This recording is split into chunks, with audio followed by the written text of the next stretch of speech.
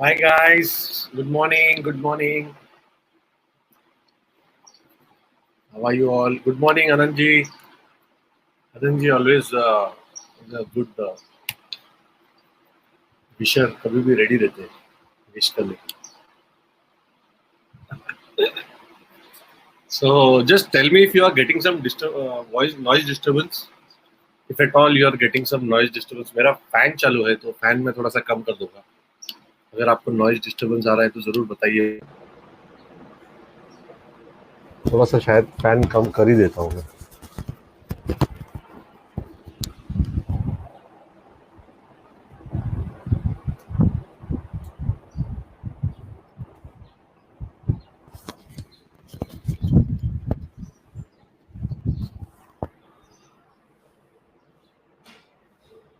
Good morning, Kishore ji, Balwant Kumar ji. Good morning. I hope you are fine today. अच्छी नींद सोए कल रात को. And you are in the best positive mind ever.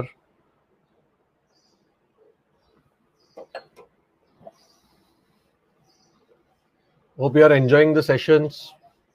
ज़्यादा news मत देखिए, सिर्फ हेडलाइन देखिए. बाकी का सब न्यूज़ जो है वो आज की ताज़ा खबर. न्यूज़ तो ताज़ी रहती है लेकिन अपने दिमाग को बासी कर देती है. मैं तो आजकल सिर्फ हेडलाइन ही देखता हूँ क्योंकि ये डिबेट में भी ज़्यादा दिमाग डाल के मतलब नहीं है. Manish Kumar ji, good morning. Today is my favourite topic. क्या बात है, excellent. All my topics are favourite actually if you ask me. Download कर लीजिए ये स्टाफिंग का जो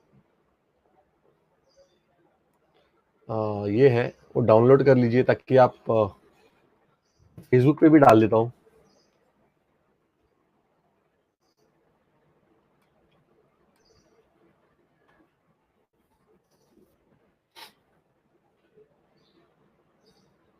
आई होप मेरा आवाज वगैरह बराबर आ रही है, कोई डिस्टर्बेंस नहीं आ रहा है.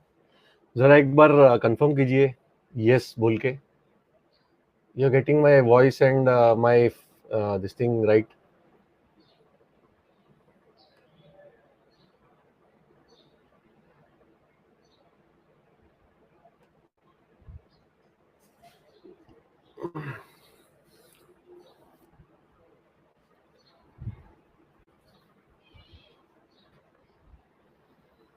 यस.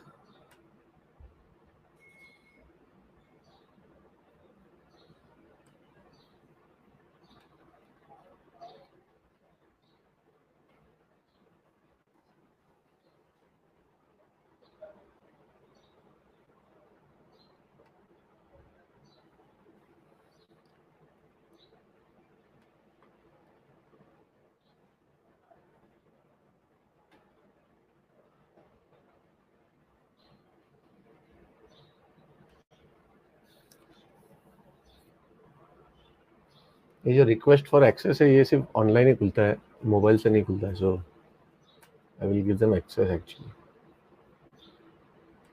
सो कैसे हैं आप? Wall is there again.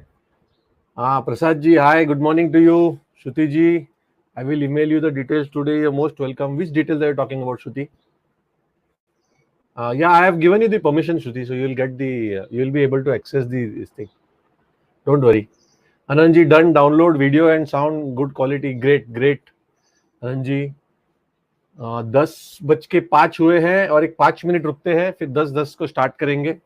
Today I am covering one of my also Anand ji का और मेरा दोनों का फेवरेट टॉपिक है, मनीष जी का और मेरा, स्टाफिंग. ऐसे तो सब टॉपिक्स मेरे फेवरेट ही है but staffing is very close to my heart and I mean you will come to know after I show you the presentation. I have this is a very this presentation is very close to my heart because staffing is again a thing where you get involved emotionally. बाकी सब hotel की चीज़ों में आपको दिल से नहीं काम करना पड़ता है, दिमाग से काम करना पड़ता है. May it be the sales and बाकी सब मैनेजमेंट, बट जहाँ पे स्टाफ आता है, ह्यूमन कांटेक्ट आता है, वहाँ पे फिर आपका इमोशंस अटैच हो जाते हैं. So I am going to teach you lot of strategies on how to handle the staff and how to make sure that they stay with you for years together. सालों साल जब तक आपका restaurant open है और चालू है तभी आपके साथ रहे. उसके लिए मैं मेरे खुद के जो टिप्स एंड ट्रिक्स है वो आपको देने वाला हूँ, ट्राइड एंड टेस्टेड टिप्स, जहाँ पे मेरे स्टाफ जो है वो 30-40 साल तक मेरे साथ है, 30-40 years, not 5 or 10 years. So that is actually a very very amazing thing which is to be considered. Manish Kumar जी बोल रहे हैं, सर मैंने आपके फ्री वीडियोस से काफ़ी इन्फॉर्मेशन कलेक्ट किया था इस टॉपिक पे, वो वीडियो भी बहुत अच्छा था। You most welcome. Free videos पे तो खैर है ही जो मैं डाला हुआ है, बट उससे ज़्यादा आपको यहाँ पे देखने मिलेगा। इनफैक्ट आप दोनों को कंबाइन करके भी यूज कर सकते हैं। So mind is like a computer, it keeps on churning out lot of data according to the experiences, according to the situation. So आपको वो भी बहुत काम में आएगा।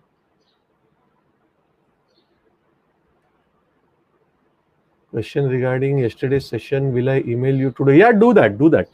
If you have any questions, do email it to me, Shruti. I will make sure that I type and reply it back. And as far as the PPT is concerned, I have given you the access just now. 5 minutes back I gave you the access, so I don't think this should actually, ये जो आपका email ID है, ये email ID पे मैंने meet श्रुति वाला जो email ID है, इस पे मैंने ऑलरेडी एक्सेस दिया हुआ है, एडिट का एक्सेस दिया हुआ है। So you will be able to download it, you can check with it, maybe clear your cache memory. कभी कभी कैश मेमोरी की वजह से भी वो सेम एरर दिखाता है। So you can check it out. और बताइए, how is everybody up till now? Everybody is enjoying the course, the training? Is it helpful?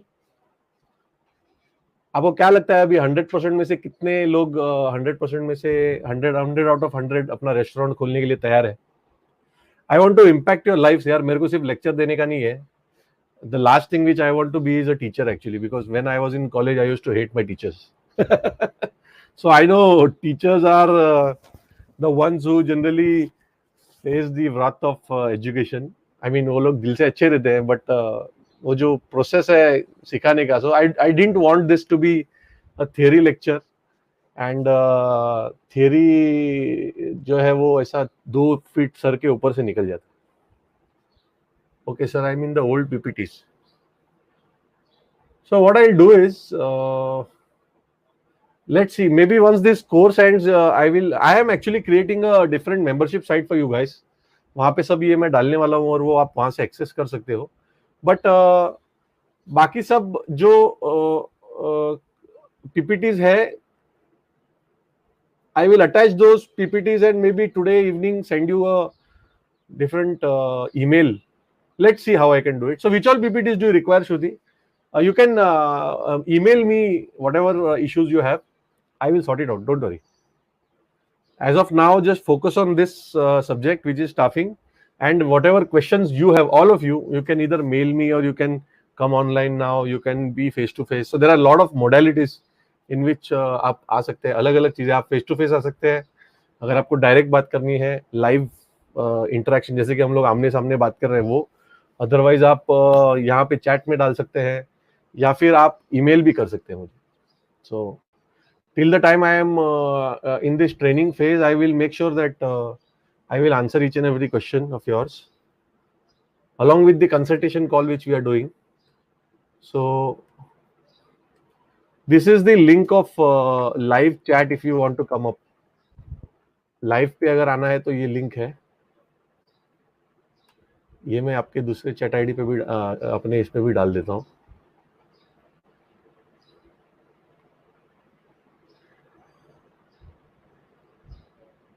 I just wonder why these links are not working. I have uploaded them on Drive and I have given the access, sharing का access दिया हुआ है सब लोगों के लिए. I don't know why this. To come live, click here. Yes.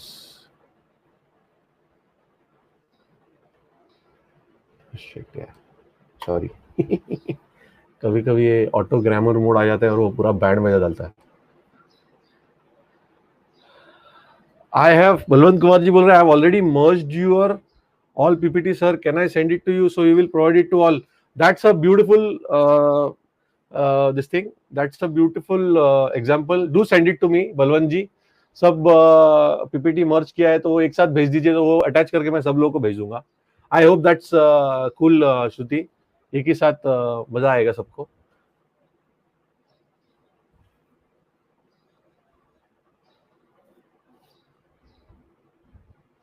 क्या बात है, क्या बात है. बलवंत जी is Balwant ji is 200 out of 100. I am ready. So happy for you. So happy for you. And I do keep me posted about your restaurants also.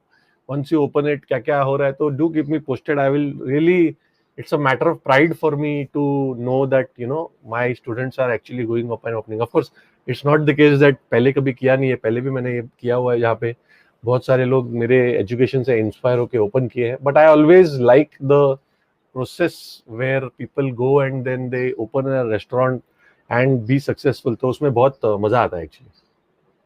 It's like you are an extension of my work. I've been planning and working for it since June. Makaranji, keep on working, but at some stage of time you have to leave the working phase and start implementing. Don't be in that analysis paralysis mode. So there is a situation called analysis paralysis. So analysis paralysis ऐसा होता है कि बंदा जो है वो study करते जाता है और वो वही लूप में अटकता है. स्टडी, फिर मैं गोपाल कामत से स्टडी करूं, उसके बाद मैं दूसरे बंदे से स्टडी करूं, तीसरे बंदे से इंटरनेट पे ढूंढूं, तो वो स्टडी के मोड में है ना, 10 साल निकल जाते हैं, उसको पता नहीं चलता है. So Makaran ji, make sure that you cut that analysis paralysis mode and come out and then start taking action, because as long as you don't take action, this thing is not going to come into fruition. आप मन में कितना भी बोलो, मेरा restaurant चाहिए, मेरा resort चाहिए, मेरा ढाबा चाहिए, मेरा ये चाहिए, वो अभी तक अपन सब लोगों ने वो अंतर्यामी का स्टेज पहुंचे नहीं हम लोग कि बाबा आँख दिखाते ना कोई मूवी में, आंखों में ऐसा कर दिया और लड्डू का थाली आ गया वगैरह. I am just kidding with you. So कभी तो आपको वो लूप से बाहर निकल के इम्प्लीमेंटेशन स्टेज में आना पड़ेगा. और इम्प्लीमेंटेशन स्टेज, क्योंकि नॉलेज कितना भी आप लेते जाओ, as knowledge is potential power, knowledge is not power. Once you implement it, it becomes a real power. Otherwise it is just in your head, and whatever is in your head is in your head. I mean, if you take the knowledge and go to a bank and say कि मेरे पास 2 करोड़ का knowledge है, वो बोलेगा भाई मेरे पास 4 करोड़ का knowledge है, फिर भी मैं इधर क्लैप बैठा हूं. It was a poor joke, but I hope you are getting what I am trying to tell you. Make it a point that you implement it as fast as possible and then do course corrections. जैसे कि मैंने बोला, कभी गलती हुआ तो उसको सुधारो, गलती हुआ उसको सुधारो, लेकिन एक्शन लो. Massive action is the only way you can make sure that you are successful. Manish Kumar ji पूछ रहे हैं कि आप 1000 में जितना दिया उतना पेइंग. आई डोंट नो यार, आई डोंट नो. ये पैसे का सवाल नहीं है, ये नॉलेज का सवाल है. जो भी जैसे भी प्राइसिंग में आपको मिला वो तो छोड़ दीजिए, लेकिन आपने जो नॉलेज लिया वो नॉलेज का यूज कीजिए, नॉलेज का इंप्लीमेंटेशन कीजिए. That will be better.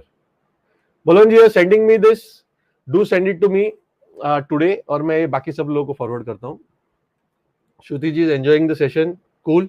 So let's start. Everybody has downloaded this. It's 10:15 now. Let's start with this session of staffing and let's take it forward. Yeah, everybody's ready.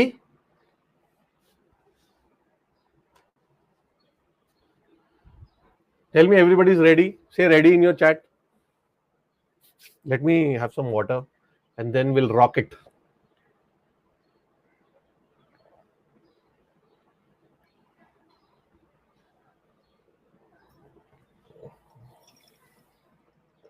I need a lot of water actually. Continue पानी पीना क्या होता है, जब भी water रहेगा ना तो थोड़ा मॉइस्ट रहता है और बात करने में भी मजा आता है. Like energy. So let's, I assume everybody is cool. Let's start. Let's do this.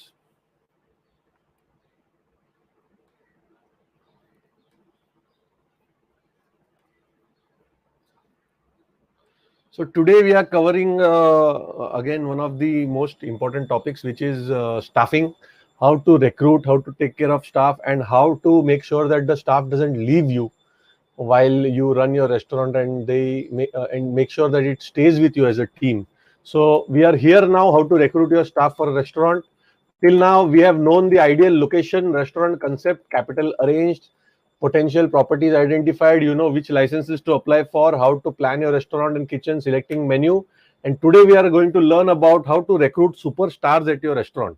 So here's what is happening as of now. अगर आप अभी बहुत सारे रेस्टोरेंट में जाएंगे या उनके ओनर्स को जानते होंगे, तो अभी फिलहाल क्या चल रहा है वो मैं आपको बताता हूँ. ये थोड़ा सा नॉन सेंसिकल है, ये कॉमन सेंसिकल नहीं है, ये नॉन सेंसिकल है. नॉन सेंसिकल मतलब नॉनसेंस हो रहा है, बट देख लीजिए.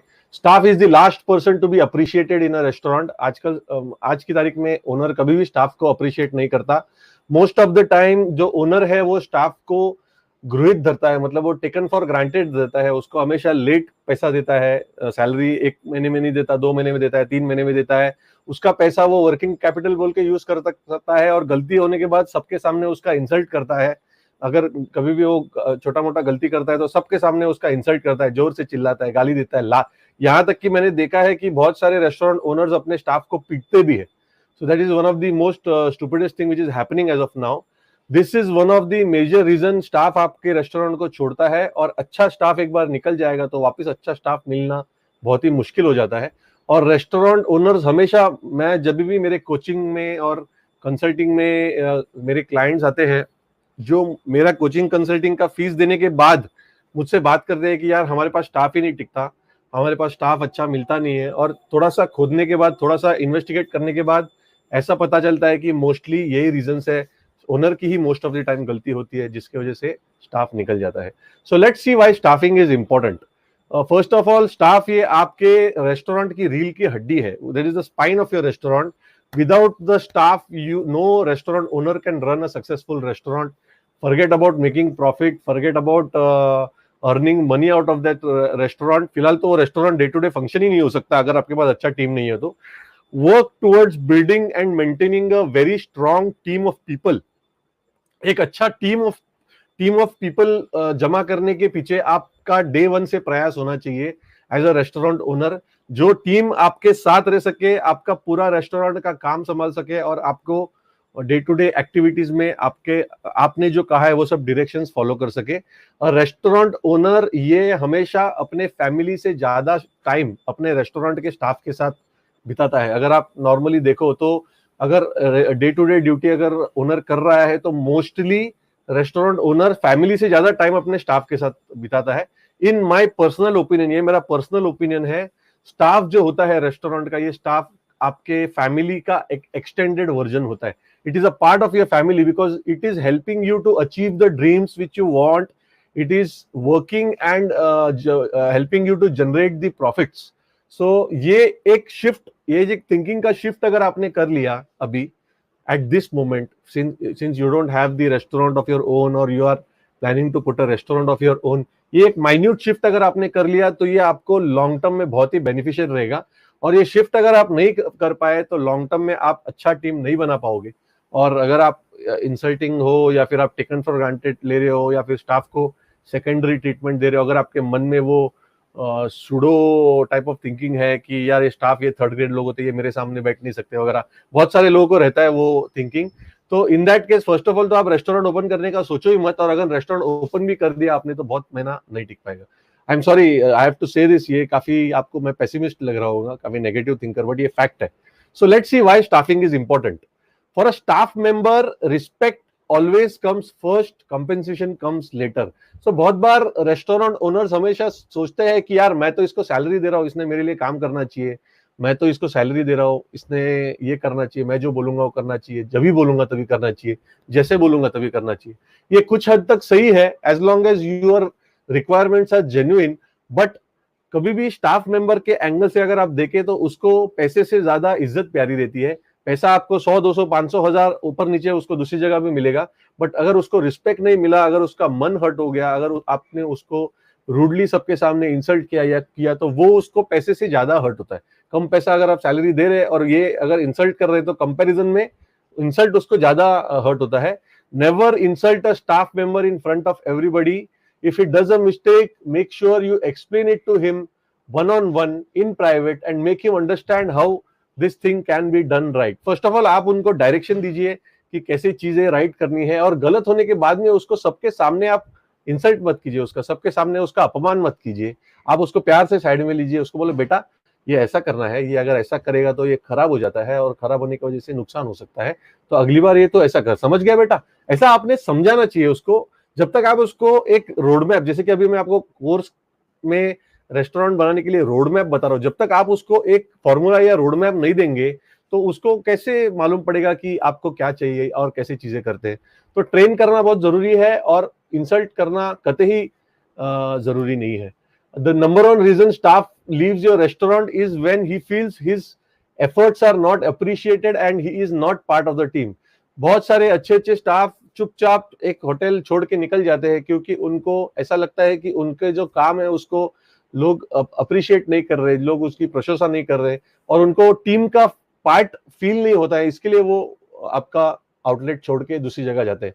As an owner it's your responsibility that you make your staff feel at home. आपने उनको एट घर में, क्योंकि वो घर छोड़ के आए हैं आपके पास, तो उनको कंफर्टेबल रखना ये आपका पहला जिम्मेदारी है।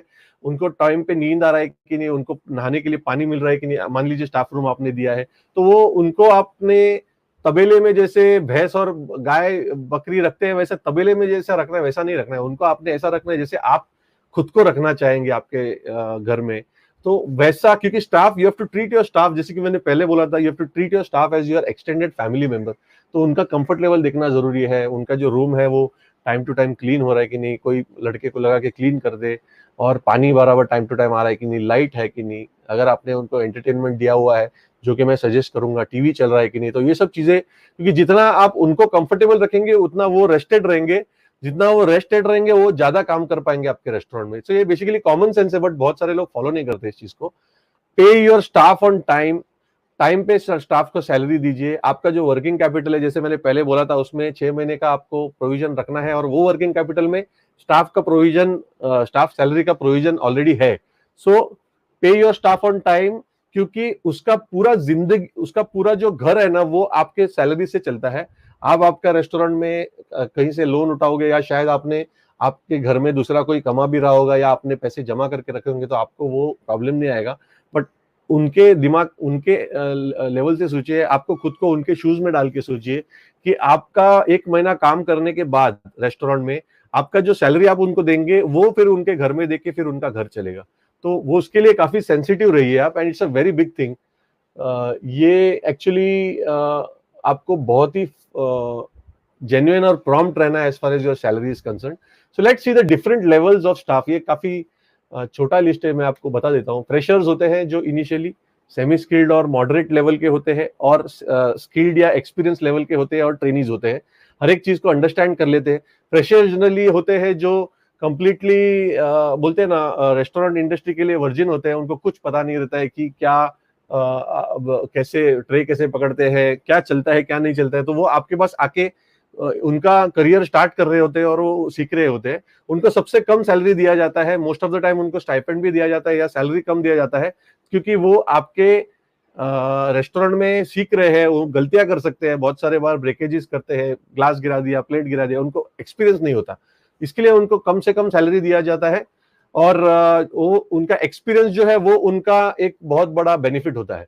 सेमी स्किल्ड और मॉडरेट जो स्टाफ है, वो semi skilled staff with moderate experience जो होता है, वो जनरली 1 या 3 साल के अंदर उनको एक्सपीरियंस होता है। जैसे कि वेटर्स हो गए, हेल्पर्स इन किचन हो गए, असिस्टेंट सुपरवाइजर्स हो गए, ये सब सेमी स्किल्ड स्टाफ होते हैं, और इनका जो सैलरी होता है वो फ्रेशर्स से ज्यादा होता है मार्केट रेट के हिसाब से, और जो स्किल्ड स्टाफ होता है उनसे काफी कम होता है। स्किल्ड या एक्सपीरियंस स्टाफ जो होता है, that is those who have worked 3 years and more in a restaurant, 3 साल 4 साल 5 साल 10 साल, ये जो सब मैनेजर लेवल के लोग और जो कुक के लेवल के लोग या फिर जो क्यूजिन कुक के लेवल के लोग हैं, वो लोग सब स्किल्ड के कैटेगरी में आते हैं। उनका जो सैलरी है वो इंडस्ट्री स्टैंडर्ड्स के हिसाब से दिया जाता है, और इनको जो सैलरी है उसके साथ कभी कभी इंसेंटिव्स भी दिया जाता है। ट्रेनीज बेसिकली ये होटल मैनेजमेंट कॉलेज या क्राफ्ट कोर्स कर रहे होते हैं, और उनको जनरली स्टाइपेंड दिया जाता है, मंथली स्टाइपेंड 500-1000 रुपए ऐसा मंथली स्टाइपेंड दिया जाता है। सो स्टाफ का एक जनरल हायरार्की देखते हैं, कैसे कैसे सिस्टम, बेसिक हायरार्की मैंने बनाया हुआ है नॉर्मल रेस्टोरेंट से। मैं वो फ्रेंच क्यूजिन का या इटालियन क्यूजिन का थियोरेटिकल आपको हायरार्की नहीं देने वाला हूँ, एकदम सिंपल हायरार्की बनाया हुआ है। रेस्टोरेंट सर्विस स्टाफ में सबसे पहला रेस्टोरेंट मैनेजर होता है, उसका रिस्पॉन्सिबिलिटी ये होता है कि वो पूरा रेस्टोरेंट का डे टू डे फंक्शनिंग संभाले, छोटे मोटे जो स्टाफ के प्रॉब्लम आए, भले वो सर्विस साइड से आए, किचन साइड से, वो सॉल्व करे, कस्टमर को खाना टाइम पे मिल रहा है कि नहीं, कस्टमर का सेटिस्फेक्शन लेवल क्या है, वो देखे, और वो ओनर को रिपोर्ट करता है और मेक श्योर करता है कि जो रेस्टोरेंट चला रहा है उसमें से वो प्रॉफिट निकाले। रेस्टोरेंट सुपरवाइजर हमेशा रेस्टोरेंट मैनेजर को रिपोर्ट करता है और वो फ्लोर पे जो काम चल रहा है, कौन ड्यूटी पे आ रहा है, कौन वेटर ड्यूटी पे आ रहा है, कैसे टाइम पे आ रहा है, वो जनरली देखता है, कैसे सर्विस चल रही है, अंदर से खाना बराबर निकल रहा है कि नहीं, वो सब चीजें देख रहे होती है, और वो मेक श्योर करता है कि कस्टमर्स को खाना टाइम पे मिल रहा है। कैप्टन होते हैं जो ऑर्डर्स लेते हैं। आपने कभी रेस्टोरेंट में देखा होगा, 2-3 वेटर्स है, उनके बीच में एक कैप्टन होता है जो टाई डाल के, एक शर्ट और पैंट डाल के खड़ा रहता है या फिर कोट डाल के खड़ा रहता है। वो जनरली मोस्टली ऑर्डर लेता है और वो ऑर्डर अपने वेटर को कम्युनिकेट करता है, उसको एक्सप्लेन करता है, और वो वेटर को पंच करने बोलता है कंप्यूटर में या खुद जाके पंच करता है, और वो मेक श्योर करता है कि वेटर जो है वो टेबल पे बराबर सर्विस दे रहा है कि नहीं। वेटर्स या स्टीवर्ड्स वो होते हैं जो खाना किचन से उठा के लेके आके सर्विस करते हैं, उसके पहले प्लेट लगाना वगैरह वगैरह वो सब करते हैं। तो ये जो मैं आपको हायरार्की बता रहा हूँ, ये एक नॉर्मल रेस्टोरेंट की बता रहा हूँ। मान लीजिए आपका रेस्टोरेंट थोड़ा छोटा है, तो इसमें रेस्टोरेंट मैनेजर की जगह पे ओनर आ जाएगा, और सुपरवाइजर और कभी कभी कैप्टन का भी काम ओनर कर लेता है, और वेटर जो है वो दूसरा रहता है। सो वो जो अगर मान लीजिए आपका रेस्टोरेंट छोटा है तो इतना आपको हायरार्की का स्टाफिंग करना जरूरी नहीं है, आप बेसिक से भी स्टार्ट कर सकते हो। किचन में जनरली मेन कुक होता है, एक मेन कुक ओवरऑल सब चीजें संभालता है, वो अलग अलग जो डिपार्टमेंट है उनके जो हेड्स है वो उनको रिपोर्ट करते हैं।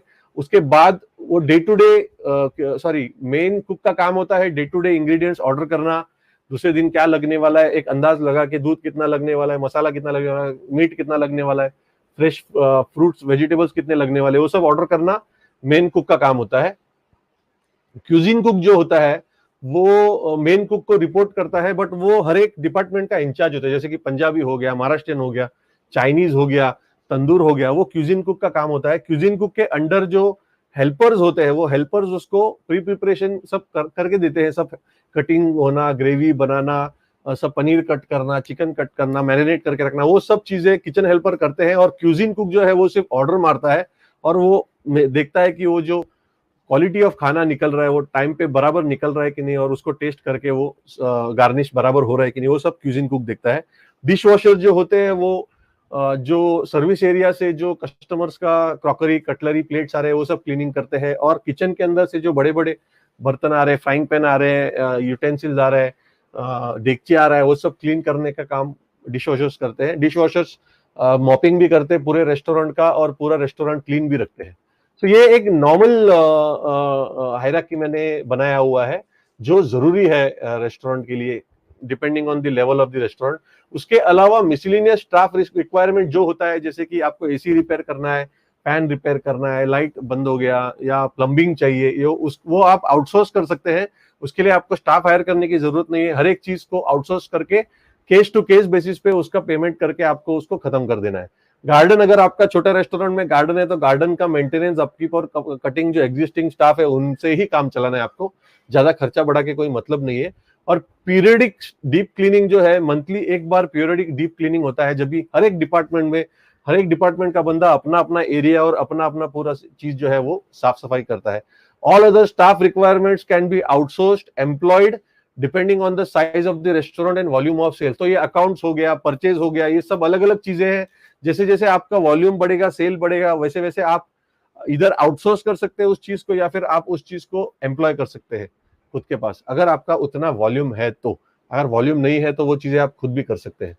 So how to take care of your staff? First of all, care for your staff, always make sure कि आपका स्टाफ कंफर्टेबल हो, आप उनके हेल्थ के बारे में पूछते रहे, कुछ प्रॉब्लम्स है क्या पूछते रहे, और try to solve to the best of your abilities. मैं मॉनिटरी प्रॉब्लम्स के अलावा बाकी के प्रॉब्लम्स की बात कर रहा हूँ। मेडिकल कुछ कंडीशन है, किसी को कुछ प्रॉब्लम आ रहा है, तो आप मेक श्योर कीजिए कि आप मोस्ट ऑफ द टाइम उनको कंफर्टेबल रखें, एंड अप्रिशिएट योर स्टाफ। कभी भी कोई चीज अच्छा करे तो वो बड़ा करके सब लोगों को बताएं, क्योंकि बहुत ये one of the most neglected चीज है, और आई थिंक आपको शायद ये लग रहा होगा कि मेरा गोपाल कामत के थिंकिंग थोड़ा रेडिकल है, थोड़ा सा अलग थिंकिंग है, but this is the only way you can make sure that your customer stage, sorry your staff stage with you for a longer time. तो आपको शायद लग रहा होगा कि मैं कोई रॉकेट साइंस फॉर्मूला बताऊंगा आपको, ये एकदम सिंपल चीज है, कॉमन सेंस। जैसे कि धीरूभाई अंबानी जी ने बताया था, common sense is the most uncommon thing in this world. Appreciate your staff. अगर अच्छा खाना बनाया उसने और कस्टमर ने स्टाफ का तारीफ किया, तो वो उसको बताइए कि बेटा तूने बहुत अच्छा पाव भाजी बनाया है, देख कितना कस्टमर ने तारीफ करके गया, वेरी गुड वेरी गुड। उसको थोड़ा सा उसके पीठ पे थोड़ा सा थपथपाइए, उससे उसको उसके पूरे उसका जो दिन है वो दिन उसका खिल जाएगा, and see how it lights up, उसका फेस एकदम लिट अप हो जाएगा। And respect your staff.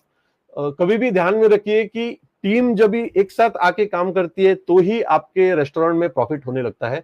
So always आप ये टीम को रिस्पेक्ट दीजिए, उससे वो टीम आपके साथ जिंदगी भर रहेगी। और एम्पावर कीजिए स्टाफ को। जब भी आप एक स्टाफ को कोई रिस्पॉन्सिबिलिटी दे रहे हैं, जैसे कि फॉर एग्जांपल आपने एक नॉनवेज डिपार्टमेंट में एक बंदे को बोला कि यार ये तू संभालेगा आज से, तो बार बार जाके उसमें छोटे छोटे चीज में उसको पोक मत कीजिए या फिर उसको इंटरफेयर मत कीजिए। बेटा ये दही क्यों नहीं लगाया, चिकन क्यों नहीं काटा, कोथिंबीर क्यों नहीं काटा, नमक क्यों नहीं भरा है, ये मसाला क्यों नहीं भरा है, ये छोटी छोटी चीजों उसके ऊपर छोड़ दीजिए। और जब भी आप उसको एम्पावर करेंगे, जब भी आप उसको रिस्पॉन्सिबिलिटी देंगे और वो रिस्पॉन्सिबिलिटी वो निभाने लगेगा, तो उसको फील आएगा कि यार ये मेरा खुद का डिपार्टमेंट है, इसका मैं राजा हूं और मैं जो करता हूं उससे मेरे होटल में सेल जनरेट होता है और मेरा ओनर भी मुझसे खुश है।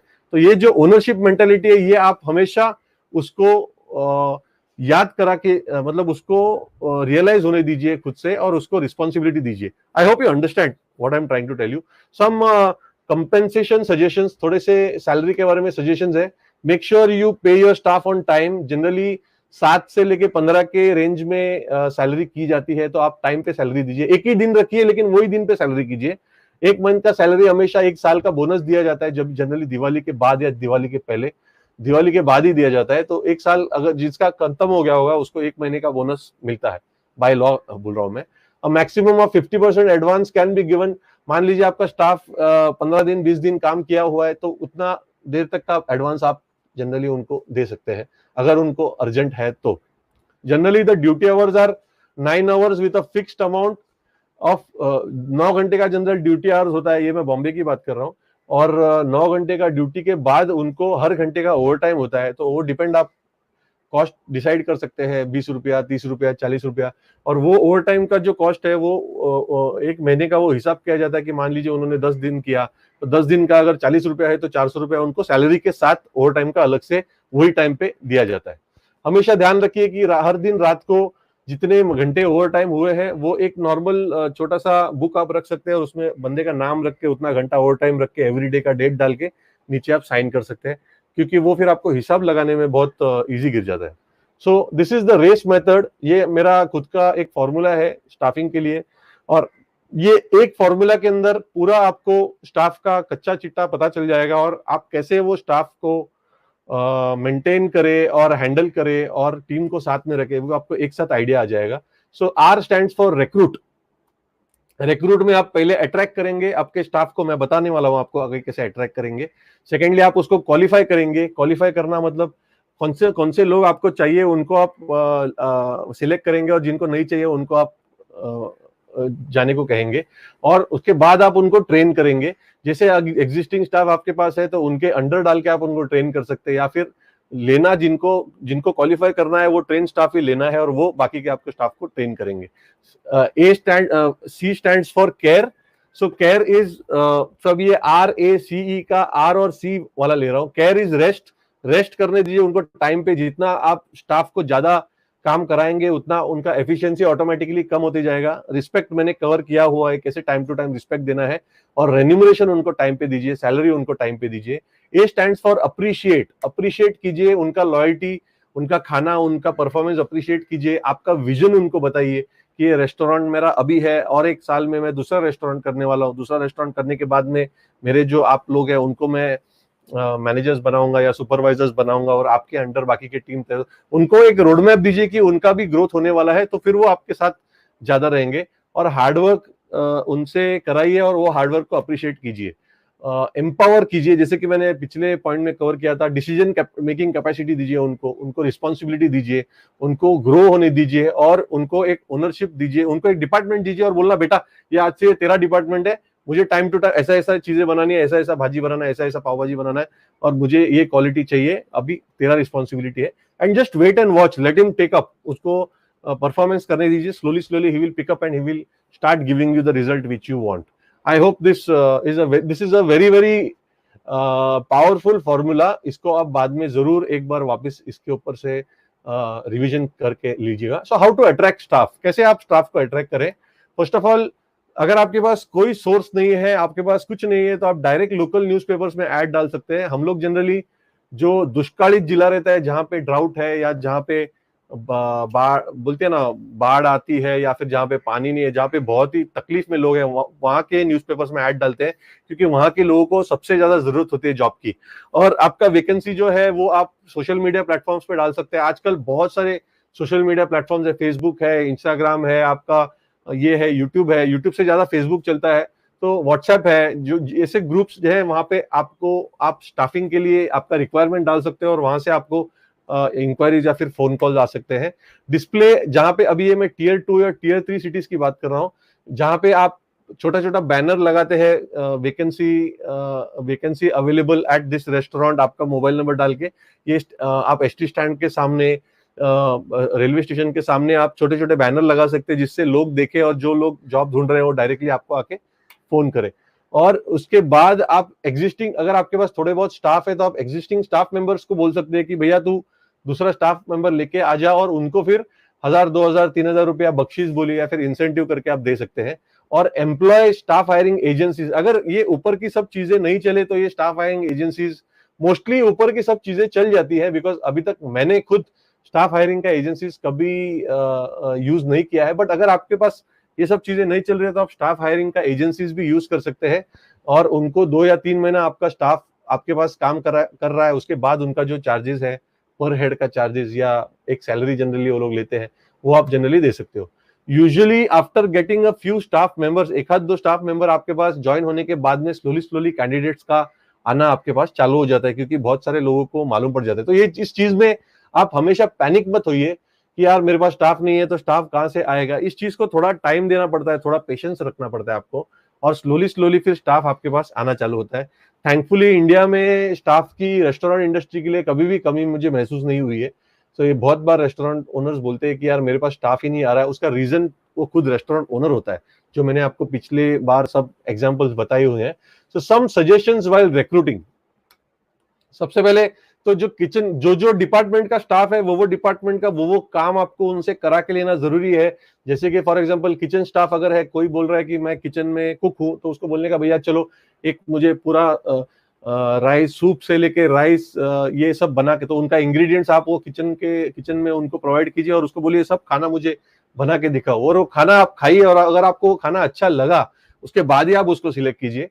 क्योंकि बहुत बार जो स्टाफ इंटरव्यू के लिए आता है वो हमेशा बड़ा चढ़ा के बोलते रहता है, हमेशा जो हेल्पर है वो बोलते रहता है कि मैं कुक हूँ, और जो कुक है वो बोलता है कि मैं मेन कुक हूँ, जो वेटर होता है वो बोलता है कि मैं कैप्टन हूँ, और जो कैप्टन है वो बोलता है कि मैं रेस्टोरेंट मैनेजर हूँ। तो ये मैंने बहुत बार देखा है। मोस्ट ऑफ द टाइम जो स्टाफ आपको बोलता है वो सच में होता नहीं है। सैलरी भी अगर आप उसको पूछने जाओ कि यार आपको सैलरी कितना मिलता है, जिसका 7000 सैलरी है वो आपको सीधा 15000 बोल देगा। सो this is the way, because उनका इच्छा रहता है कि उनको ग्रो हो, और यही एक मोड है। तो वो आप समझ लीजिए कि आपने उसको इन्वेस्टिगेट करना है प्रैक्टिकली कि भैया मेरे को ये करके दिखा। अगर सर्विस में वेटर है तो बोलते हैं चलो मेरे को सर्विस करके दिखाओ, मैं अंदर से खाना बनेगा, वो खाना मुझे अच्छी तरह मेरा ऑर्डर लेके दिखाओ, मेरा ये कस्टमर। और अगर मान लीजिए आप मैनेजर का इंटरव्यू ले रहे हैं तो मैनेजर को आप प्रॉब्लम्स दे सकते हैं कि अगर एक कस्टमर बहुत ही भड़क गया है तो आप क्या करोगे। So you have to analyse their answers and then you have to know whether this guy is experienced और नो। उसके अलावा मैनेजर्स लेवल या जो मेन कुक लेवल अगर आप रिक्रूट कर रहे हैं तो ऑलवेज उनसे रेफरेंस मांगिए। और सॉरी, ये तो एक बहुत अच्छा पॉइंट है, always ask for their plans. So हमेशा किसी को भी आप रिक्रूट जब भी करेंगे तो उसको आप हमेशा ये पूछिएगा कि अगले 5 से 8 साल में तुम्हारा क्या प्लान है। तो जब भी आप जनरली ये पूछते हो तो सामने वाला जो रहता है उसको पता नहीं रहता आप ये क्यों पूछ रहे हो, और वो उसके रियल मन का बात आपको बता देता है। तो बहुत बार लोग बोलते हैं मुझे मेरे खुद का होटल खोलना है, तो इसका मतलब ये है कि उसको खुद का होटल खोलना है और वो जो गलतियां करने वाला है वो आपके रेस्टोरेंट के दम पे गलतियां करने वाला है। तो ऐसे लोगों को नहीं आपको लेना है। या दूसरा कोई बोलता है कि मुझे बाहरगांव जाना है, तो बाहरगांव जाना है मतलब वो सिर्फ 1 आध 2 साल आपको आपके पास पैसा जमा करने के लिए आया है, उसके बाद वो बाहरगांव निकलने वाला है। तो हमेशा वो लोग लीजिएगा जो लोगों को सेटल होना है, जो लोग जॉब चेंज कर करके थक गए, जिनको सेटल होना है और उनको एक स्टेबल जॉब चाहिए, ऐसे ही लोगों को। सो ये 2 चीजें आप अगर करेंगे, आप उनको 5 या 8 इयर्स का प्लान पूछेंगे, तो इन 2 चीजों में ही आप क्वालिफाई कर पाएंगे। जो आपको अनवांटेड लोग हैं वो ऑटोमेटिकली आप नहीं लेंगे, और जो स्किल्ड और वांटेड लोग हैं वो आप उनको लेंगे। सो मेक श्योर आप ये कर रहे हैं। और recruit them on a 3 months probation. कभी भी उनको ऐसा बोलिएगा कि मैं आपका 2 या 3 महीने में काम देखूंगी और उसके बाद देखूंगी या देखूंगा, और उसके बाद आपका सैलरी बढ़ाया जाएगा। फिलहाल आपको थोड़े ये कम सैलरी में काम करना है। अगर वो एक्सपीरियंस बंदा है तो उनको बोलिएगा कि ठीक है, मैं 3 महीना आपका काम देखूंगा, अगर काम आपका अच्छा है तो फिर मैं आपको परमानेंट कर लूंगी। तो ये हमेशा ध्यान में रखिएगा। उसके बाद रेफरेंस हमेशा पूछिएगा। जितना आपका हायर लेवल का लोग आप रिक्रूट कर रहे हैं, मान लीजिए आप मैनेजर रिक्रूट कर रहे हैं या मेन कुक रिक्रूट कर रहे हैं, तो 1 आध 2 रेफरेंस से बात कर लीजिएगा। उनसे बात करने के बाद में एक रेफरेंस के बंदे से भी बात किया, तो अगर वो बंदा जो आपके पास जॉब के लिए अप्लाई होकर ज्वाइन होने को तैयार है, वो 1 आध 2 रेफरेंस आपको दे रहा है, इसका मतलब उसका मार्केट में अच्छा गुडविल है और उसका काम अच्छा है। जो बंदा आपको रेफरेंस का नंबर ही नहीं दे रहा है, किसी का भी नंबर होने दीजिए, नॉट नेसेसरी कि वो किसी रेस्टोरेंट के मैनेजर का नंबर होना चाहिए, वो किसी भी बंदे का अगर आपको रेफरेंस दे रहा है, इसका मतलब he has confidence in himself, that's why he is giving you the number so that you can talk to them. So always ask for a reference and speak to those people. At least 1 या 2 बंदों से reference पे बात कर लीजिएगा कि मैं अभी मनोज को हायर करने वाला हूँ, हाउ इज ही गुड, उसका कोई कंप्लेंट था क्या, उसका काम कैसा है, वो मेहनती है क्या वगैरह। तो आपको इमीडिएटली सामने से फीडबैक आ जाएगा, भले वो अच्छा फीडबैक हो या बुरा फीडबैक हो। Secondly, always take their identification card, Aadhaar card लीजिएगा, ताकि आगे जाके अगर कुछ इश्यू हो, चोरी चकारी हो या कुछ क्राइम हो या कुछ भी हो, तो आपके पास एक प्रूफ है और आप लीगल अथॉरिटीज को वो प्रूफ सप्लाई कर सको। डोंट अग्री टू पे your staff what they ask for. Staff ने सीधा 15,000 मांग दिया और मार्केट में अगर आपको लग रहा है कि स्टाफ का सैलरी 7,000 है, तो आपको जितना वो मांग रहा है उतना देने की जरूरत नहीं है। उसको सीधा बोलना कि बॉस मेरे इधर इतना इतना सैलरी मिलेगा, 3 महीना मैं तुम्हारा काम देखूंगा या देखूंगी, और बाद में अगर चाहिए तो मैं बढ़ा सकती हूँ, अगर आपको ज्वाइन करना है तो ज्वाइन कीजिए। और make sure that the recruiting refilling process, ये जो रिक्रूटिंग का प्रोसेस है, ये आप एटलीस्ट 2 या 3 महीना पहले चालू करें, ताकि बिकॉज ये दिस टेक्स टाइम, इसको टाइम लगता है। आप हम बंदे का इंटरव्यू लेंगे, उसका ट्रायल लेंगे, उसके बाद आपको अच्छा लगेगा या नहीं अच्छा लगेगा, तो इस चीज को थोड़ा सा टाइम लगता है। तो 1 आध 2 3 महीना पहले अगर चालू कीजिए, और एक बार आपका रेस्टोरेंट चलने लगा और उसके बाद मान लीजिए आपका सीजन का टाइम है, जैसे फॉर एग्जांपल नवंबर दिसंबर में सीजन का टाइम होता है, तो आप अगस्त या सितंबर से ही थोड़ा सा स्टाफिंग करके रख लीजिए, ताकि वो स्टाफ आपका रिक्रूट होकर सेट हो जाए और आपको सीजन में वो स्टाफ का एक्स्ट्रा लोड लेने के लिए काम आ सके। उसके बाद जनरली जो लोग ज्यादा बड़ाई करते हैं खुद के बारे में, मैं ऐसा हूं, मैं वैसा हूं, मैंने ये किया, मैंने वो किया, ऐसे लोगों को जनरली मत लीजिए, क्योंकि जिनका बड़ा मुंह होता है वो लोग जनरली काम करने में काफी कामचोर होते हैं। ये मेरा पर्सनल एक्सपीरियंस है। और स्टाफ रेफरेंस से आने वाले स्टाफ को हमेशा फर्स्ट प्रेफरेंस दीजिए, and always give importance to only 1 person in a team. हमेशा ऑलवेज किसी भी हालत में एक ही बंदे को ज्यादा इंपॉर्टेंस मत दीजिएगा। एक ही मैनेजर है, उसको सबसे ज्यादा इंपॉर्टेंस दिया और आपने स्टाफ से बात ही नहीं किया, ऐसा कभी भी मत कीजिएगा।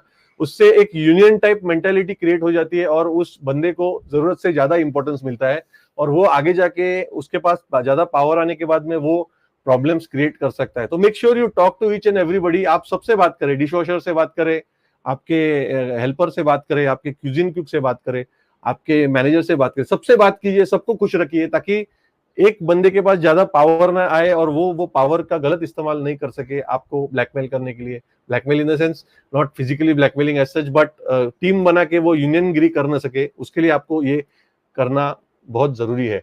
And how to keep your staff happy, मैं ये मेरे स्ट्रेटेजी बता रहा हूँ। हर 6 महीना या 1 साल या 8 महीना 1 साल में मैं मेरे स्टाफ को एक पार्टी देता हूँ, और उसके अलावा मैं हर साल स्टाफ को कहीं ना कहीं घूमने भेजता हूँ, वनडे पिकनिक के लिए, या कोई रायगढ़ वाटरफॉल गए या किधर रिसोर्ट में गए, तो उसका चार्जेस मैं दे देता हूँ। उनको थोड़ा सा regular day to day activities में थोड़ा सा रिफ्रेश रखना बहुत जरूरी है। अगर स्टाफ रूम आप स्टाफ रूम दे रहे हो तो उसमें एंटरटेनमेंट के लिए एक आध टीवी का अरेंजमेंट करेगा तो अच्छा रहेगा। और स्टाफ रूम में मेक श्योर कि उनको बाकी सब चीजें मिल रही है, वाटर पानी मिल रहा है, स्टाफ में क्लीन रह रहा है स्टाफ, और टाइम टू टाइम आप अगर सैलरी देंगे तो ये चीज बहुत ही अच्छी हो जाएगी। And make sure the staff takes, जितना रेस्ट ज्यादा करेगा स्टाफ उतना आपके ऊपर ज्यादा काम करेगा। सो यहाँ पे मेरा प्रेजेंटेशन खत्म होता है। कल हम लोग आई बिलीव प्रमोशंस के बारे में बात करने वाले हैं। So let's stop here. या tomorrow we are talking about promoting your restaurant. So आप आपके सब सवाल तैयार रखिए। Let's stop here and let's take some questions. Good morning Fazlur ji. Fazlur ji 2-3 दिन फजलूर जी ने बंक मारा। फजलूर जी कहां पे थे आप? बिजी थे क्या? Rohit Gale ji good morning.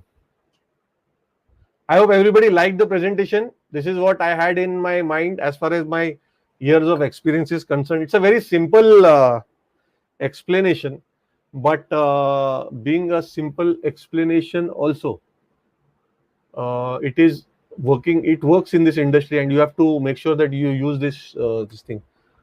Shruti ji has got a question. When chef takes unexpected leave, how to manage? How much staff is required for UDP type of restaurant?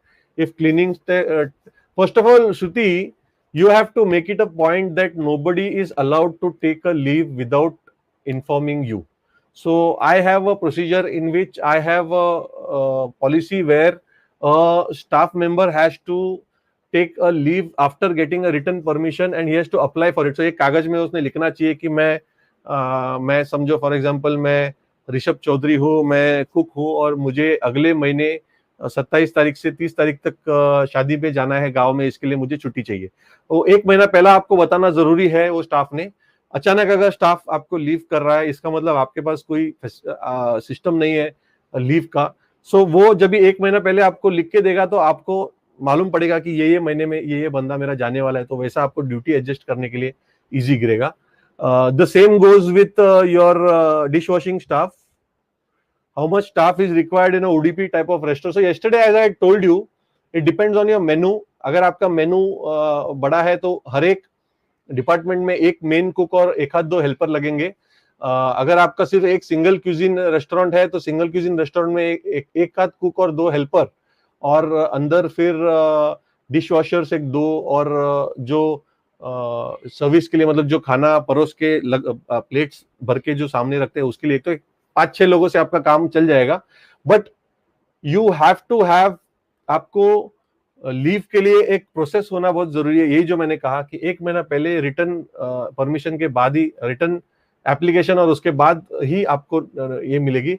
और मान लीजिए अचानक कोई स्टाफ अगर छोड़ के जा रहा है तो वो स्टाफ छोड़ के जाने के बाद आप दूसरा स्टाफ रख लीजिए। बट मोस्टली ऐसा होता नहीं है। जनरली आपने अगर एक सिस्टम बिठाया तो वो सिस्टम स्टाफ फॉलो करता है, और वो अगर उसको नेक्स्ट मंथ कभी छुट्टी चाहिए तो वो पहले मंथ में अप्लाई करे, अगर जेन्युइन स्टाफ आपने लिया तो। और जो जेन्युइन नहीं है वो तो कभी भी भाग सकता है, तो उनको वापस लेके मतलब नहीं है। It's better that you recruit a little bit somebody else, and एक 10-20% थोड़ा सा ओवर स्टाफिंग ही करके रखिए, just for contingency and if this goof happens. एकदम कट टू कट स्टाफ मत रखिए, उससे क्या होगा फिर you will be dependent on this staff, and अगर ये शायद निकल गया तो आपका रेस्टोरेंट बंद होने का चांस होता है। सो थोड़ा सा स्टाफ ओवर स्टाफ ही करके रखिए। I believe that answers your question. Are there any government rules and regulations for staff? What can be the salary component for ODP type in Bangalore? For there are no government regulations for staff. There is a labor department which makes sure that you don't employ underage staff. So under 18 का staff को आप employ नहीं करेंगे, उसके लिए labour department होता है। और स्टाफ अगर आप परमानेंट करेंगे तो फिर उनको ESIC मिलता है, ESIC एंड PF मिलता है। वो आपका खुद का रेस्टोरेंट जब भी 5 साल से ज्यादा चलने लगता है उसके बाद आपको PF का प्रोविडेंट फंड का परमिशन वगैरह लेना पड़ता है।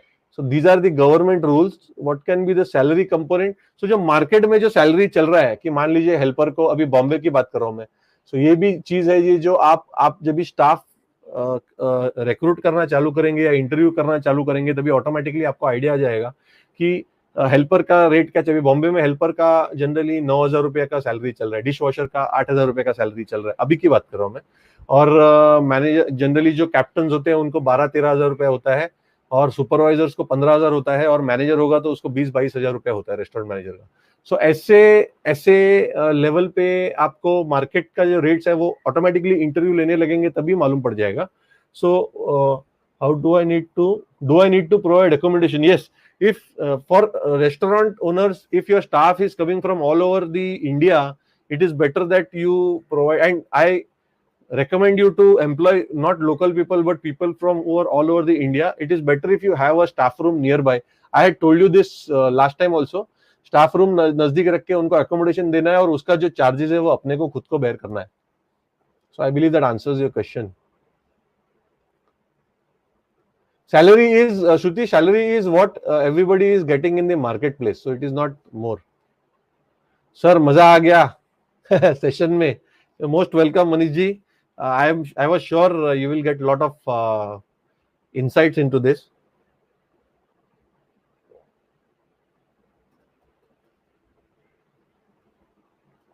Manish ji बोल रहे हैं, anybody who wants to come live can come live. Huh?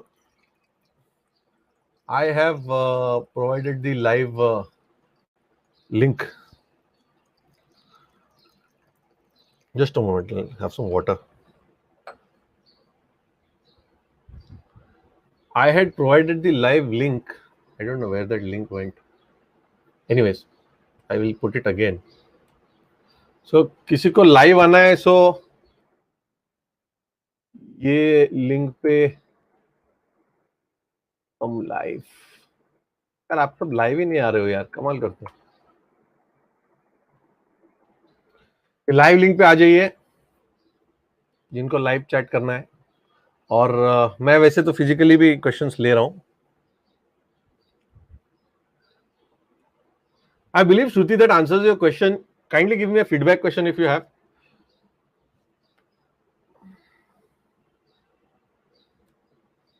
Sir, can you please tell me what are the standard salary rates in Mumbai and Navi Mumbai, and please help how to hire staff in Mumbai and Navi Mumbai and your experience. I have given you the strategies in the presentation itself, how you can hire staff. You can give advertises, you can post on social media. Generally advertising आप local newspaper में देंगे. अभी for example Marathi है तो Maharashtra newspaper में देंगे तो बहुत सारे लोग आपको कॉल करेंगे. एंड आप हिंदी न्यूज़पेपर में देंगे तो Hindi, everybody will call you and will tell you how to open the tell you how to join. मतलब वो लोग खुद क्या कर रहे हैं, उनका एक्सपीरियंस क्या है, फोन पे पहले उनको क्वालिफाई करना है और उनको फिर वो जगह पे बुलाना है और उनसे बात करना है. उससे आप बहुत सारे ये करते हैं. अगर आपके पास एग्जिस्टिंग स्टाफ थोड़ा बहुत है तो आप उनसे रेफर करने बोल सकते हैं कि भैया कोई रहेगा तो आप दे दो. So reference is one mode. Giving advertising, so putting lot of advertising will make sure that lot of people come and they apply to you, और उसमें से जो बंदा है उसको सिलेक्ट करना है. As far as salaries are concerned, as I've told you, helper का सैलरी जनरली जो डिश वॉशर का सैलरी जनरली 8-8.5 हजार रुपए है. बॉम्बे की बात कर रहा हूँ. आप टियर 2 टियर 3 सिटीज में कम होता होगा सैलरी, 1,000-2,000 और कम होता होगा. बॉम्बे में जनरली डिश वॉशर्स का सैलरी 8-8.5 हजार रुपये है. हेल्पर्स का, किचन हेल्पर्स बोलिए या फिर बाकी के लोग हैं, उनका सैलरी जनरली 9-9.5 हजार रुपया है. जो वेटर्स हैं और जो वेटर्स का भी जनरली सैलरी हेल्पर्स के लेवल पे ही होता है. कैप्टन है उनका 11-11.5 हजार रुपए सैलरी होता है.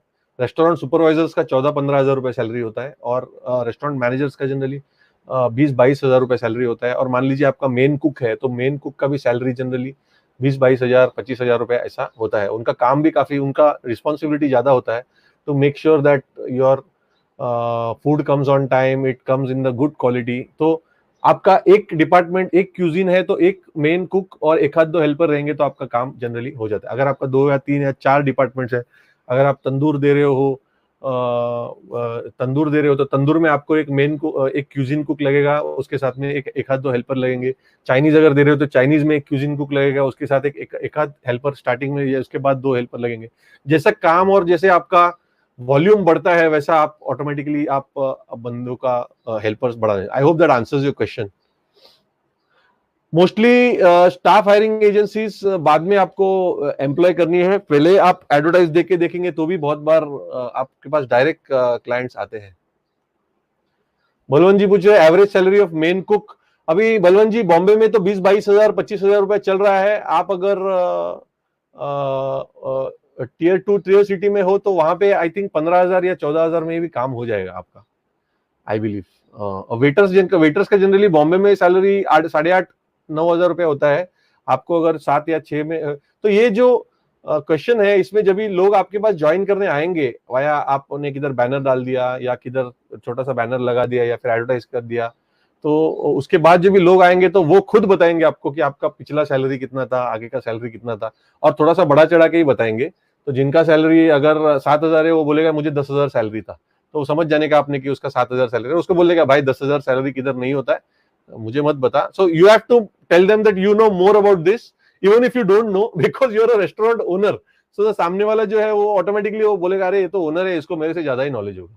सो जो जो स्टाफ आप हमेशा जो बोलता है वो थोड़ा सा बड़ा चढ़ा के ही बोलता है, तो उसको थोड़ा अपने को 10-20%, 30%, 50% डिस्काउंट ही दे देना है। I hope that answers your question Balwant ji. Manish Kumar ji पूछ रहे हैं सर एक रिक्वेस्ट थी, अगर आप अपने रेस्टोरेंट का पूरा जर्नी शेयर करते including all the modules which you have conducted till now, it will be a case study for Govindashram. Manish ji, ये जो मैं आपको स्टेप बाय स्टेप बता रहा हूँ ये मेरा मॉड्यूल ही है, और ऑल्दो जो सीक्वेंस है वो ऊपर नीचे हो रहा होगा, but I think I am putting all my experience into this training.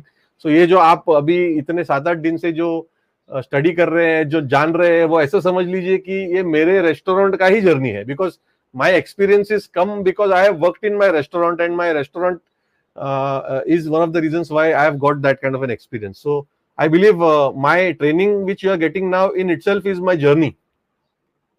Yeah, I just have, मैंने सिर्फ वो जर्नी को स्टेप बाय स्टेप प्रोसेस में डाला है ताकि आपको अंडरस्टैंड करने में इजी पड़े, आपको स्टेप बाय स्टेप दिखे। क्योंकि मैंने पहले क्या किया था और मैंने बाद में क्या किया था, ये अगर मैं आपको थोड़ा मिक्स करके बताऊं तो आप भी कंफ्यूज हो जाओगे, अरे यार ये अभी तो ये बोला था, अभी ये किया।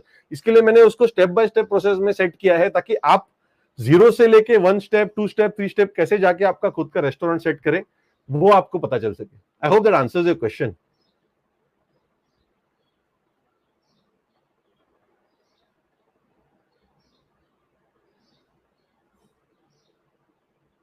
संतोष जी पूछ रहे हैं, hi Santosh ji, how to handle absenteeism especially during festivals, may be all my staff might need holiday on Diwali but the sales might also be more on those days, so how do you manage this situation? It's a very good question and this generally happens at my restaurant when it is Ganpati time. सो गणपति या गणेशा के time पे मेरे पास 99% Maharashtrian staff है, और Maharashtrian staff generally Ganesh Chaturthi में अपने गांव जाता ही है। तो मैं 2 चीजें करता हूँ। फर्स्ट ऑफ ऑल मैं जो स्टाफ जाने वाला है उनका जो लीव है वो कुछ स्टाफ को मैं गणेश चतुर्थी के आगमन के टाइम पे, मतलब जब भी गणपति घर में लेके आते हैं तो वो टाइम पे भेजता हूँ, और किन लोगों को विसर्जन के टाइम पे भेजता हूँ। ये 2 चीजें करता हूँ। सेकेंडली, जब भी स्टाफ कम होता है तो मैं मेरा मेनू थोड़ा सा शॉर्टन कर देता हूँ, कि बहुत सारे डिपार्टमेंट्स का मेनू क्लोज कर देता हूँ, पाव भाजी बंद कर देता हूँ, सिर्फ थाली रखता हूँ या फिर सिर्फ मिसल रखता हूँ, सिर्फ इडली रखता हूँ, ताकि मैं आने वाले कस्टमर को खाना तो दे सकूं but at the same time मैं पूरा का पूरा मेनू चालू नहीं करूं और फिर कस्टमर फिर चिल्लाए कि यार ये मेनू में है और तुम बोल रहे नहीं हो, ये लिखा है तो तुम बोल रहे नहीं हो। तो एक छोटा सा मेनू बनाने का जिसमें आप जो बना सको, जो इजीली दे सको। थाली कैसे, थाली अगर आपने बना के रखी तो भर के आप इजीली दे सकते हो। अब मिसल जो है वो भर के आप इजीली दे सकते हो। इडली एक बार बन गई तो इडली आप भर के आप दे सकते हो। तो ऐसी चीजें रखो जो इजीली सर्विसेबल हो, जिसके लिए ज्यादा स्टाफ नहीं लगता हो, और कम से कम स्टाफ में फिर आप उतने कस्टमर्स को अच्छा सर्विस दे सको। आई hope that answers your question.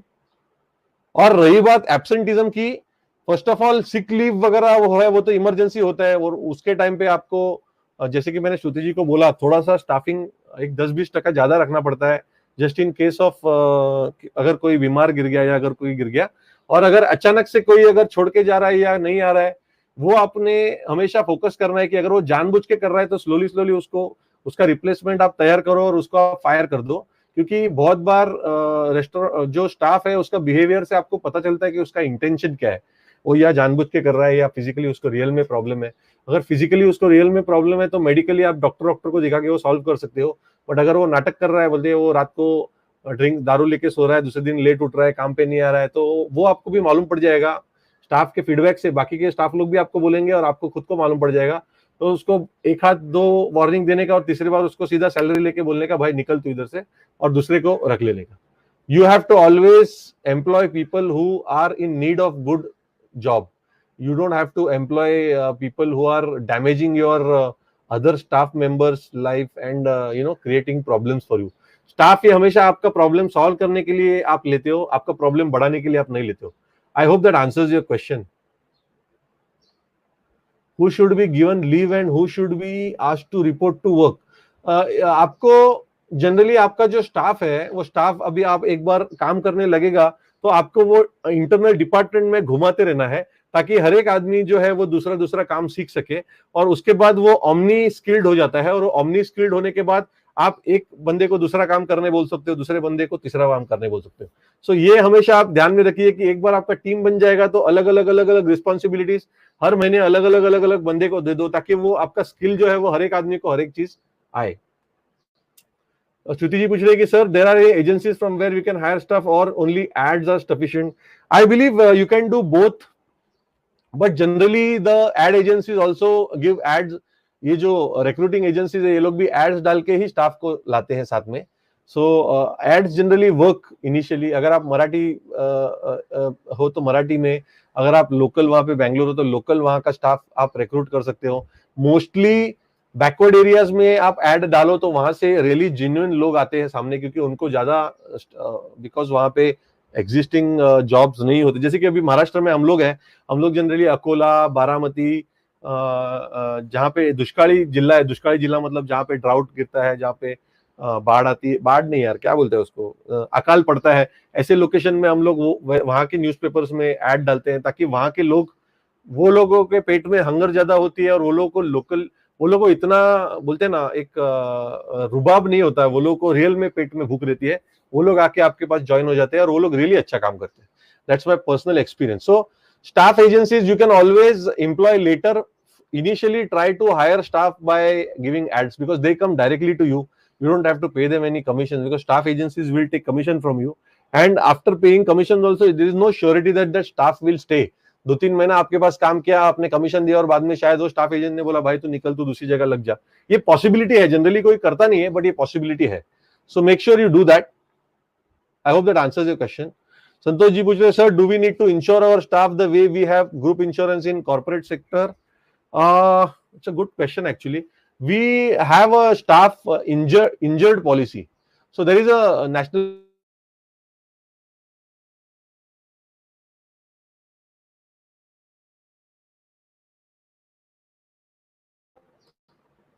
yeah. So there is an injured policy, fire policy या इंजर्ड पॉलिसी होता है, थर्ड पार्टी पॉलिसी उसको बोलते हैं, जिसमें मान लीजिए जॉब के ऊपर कोई स्टाफ को अगर कुछ प्रॉब्लम हो गया, ये इंडस्ट्री का जनरली पॉलिसी होता है कि हाथ कट गया, एक्सीडेंट हो गया या कुछ हो गया तो उसको फिर एक ग्रुप पॉलिसी होता है। तो ऐसा group policy you can go for it. It's good if you go for it because ultimately if anything happens the question comes on the compensation part की अभी कैसे उसका पैसे के ऊपर पार्ट आता है। So insurance, group insurance, accidental insurance निकालना बहुत जरूरी है। It's a good question. Anil Shah ji पूछ रहे हैं, हाय अनिल जी। अनिल जी 2-3 दिन से आप कहाँ थे यार, अब मैं मिस कर रहा था आपको। If a restaurant is making a business of 1 lakh on an average, 1 lakh on a day or 1 lakh on a month बोल रहे हैं आप, so as to increase sale to 1.5 or 2 lakh, we should incentivize our employees by giving 5% type. What should we do? दिन का बोल रहे हैं कि महीने का बोल रहे हैं?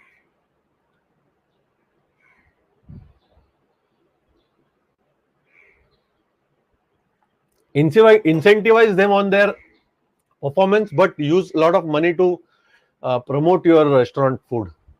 Once you promote your restaurant food, then automatically the customers will come in and then you don't need to give 5% incentive. 1-2% incentive बहुत हो गया। मैं प्राइस की बात कर रहा हूँ, जो मेनू का कॉस्ट है 5% बहुत ज्यादा होता है। एज इट इज आपको 25 से 30% तो प्रॉफिट मिलने वाला है, उसमें 5% देंगे तो बहुत ही ज्यादा हो जाएगा। 1-2% इंसेंटिव या 2 या 3% इंसेंटिव आप टोटल देके पूरे टीम में वो पैसा बांट सकते हो। बट इंसेंटिव जनरली उन लोगों को दिया जाता है स्टाफ मेंबर्स को जो सर्विस में है, जो हाई कॉस्ट आइटम बेचे। सो मान लीजिए आपके पास एक प्लेटर है, जो प्लेटर अभी फॉर एग्जांपल आपका नॉनवेज रेस्टोरेंट है और वो जो प्लेटर का कॉस्ट ही लगभग 1500 रुपया है, सी फूड प्लेटर अगर आप बेच रहे हैं जिसका कॉस्ट 1500 रुपया है, तो उसके ऊपर आप 5% दे सकते हो, पूरा सेल के ऊपर 5% देने का जरूरत नहीं है। I hope that answers your question Anil ji. Give me a follow up question if you have. Anand ji पूछ रहे हैं, do we need to give the daily food like lunch and dinner to the staff? Yeah, of course, yeah, and will salary change accordingly? Of course not. Staff को खाना पीना देना ये आपके hotel का सबसे फर्स्ट रिस्पॉन्सिबिलिटी है, तो खाना तो देना ही है आपको, breakfast, lunch, evening snacks, dinner, ये जनरली वो लोग खुद ही बना के लेते हैं। दोपहर में दाल चावल बना के लेते हैं, या मान लीजिए कभी संडे है तो वो लोग नॉनवेज मच्छी बाहर से लेके आए, वो उन्होंने पकाया, वो बना के दे सकते हैं। या अगर आप के पास वेजिटेरियन रेस्टोरेंट है तो आपके स्टाफ रूम में आप उनको खाना दे दो ताकि वो वहां पे नॉनवेज बैठ के खा सके, अगर आपके रेस्टोरेंट में नॉनवेज अलाउड नहीं है तो। बट ब्रेकफास्ट, लंच, इवनिंग, चाय कॉफी बीच में, ब्रेकफास्ट हो गया, लंच हो गया, इवनिंग स्नैक्स हो गया, डिनर हो गया, ये आपको देना ही है। That is your responsibility, just like how staff room is your responsibility. It's a good question Anand ji. Manish ji पूछ रहे हैं, sir like RBI is the regulatory of banks, IRDA for insurance, RERA for regulatory, so is there any regulator for restaurant industry, or is it still an frankly speaking, restaurant is an unorganized sector. There are multiple departments, like as I've told you, labor department है जो labor का focus करता है, that you are not hiring under labor, under age children, and your FSSI जो है, जो मैंने licensing का आपको बात किया था, तो FSSI make sure that you are following the food safety norms, और बाकी जो लोकल अथॉरिटीज है जिनका लाइसेंसिंग है, वो those are the licenses which are required. It is not governed by any sector. I will tell you why it is not governed. Generally ये जो banks है या जो IRDA है या रेरा है, ये बहुत ही मैसिव लोगों के इन्वेस्टमेंट्स और उनके पैसे से रिलेटेड चीजें हैं. जैसे कि अभी इंश्योरेंस, IRDA इंश्योरेंस क्यों देखता है? क्योंकि इंश्योरेंस में बहुत सारे लोग अपने अपने अपने लाइफ का पूंजी इन्वेस्ट करते हैं. RBI में क्यों देखता है? ताकि बैंक्स में बहुत सारे अपने इन्वेस्ट करते हैं. रेरा क्यों करते हैं? क्योंकि बहुत सारे लोग अपने लाइफ टाइम का या लोन निकाल के पैसा उनके फ्लैट में डालते हैं. इसके लिए वो प्रॉब्लम हो जाएगा तो बहुत सारे लोगों का लाइवलीहुड खत्म होने का चांस रहता है.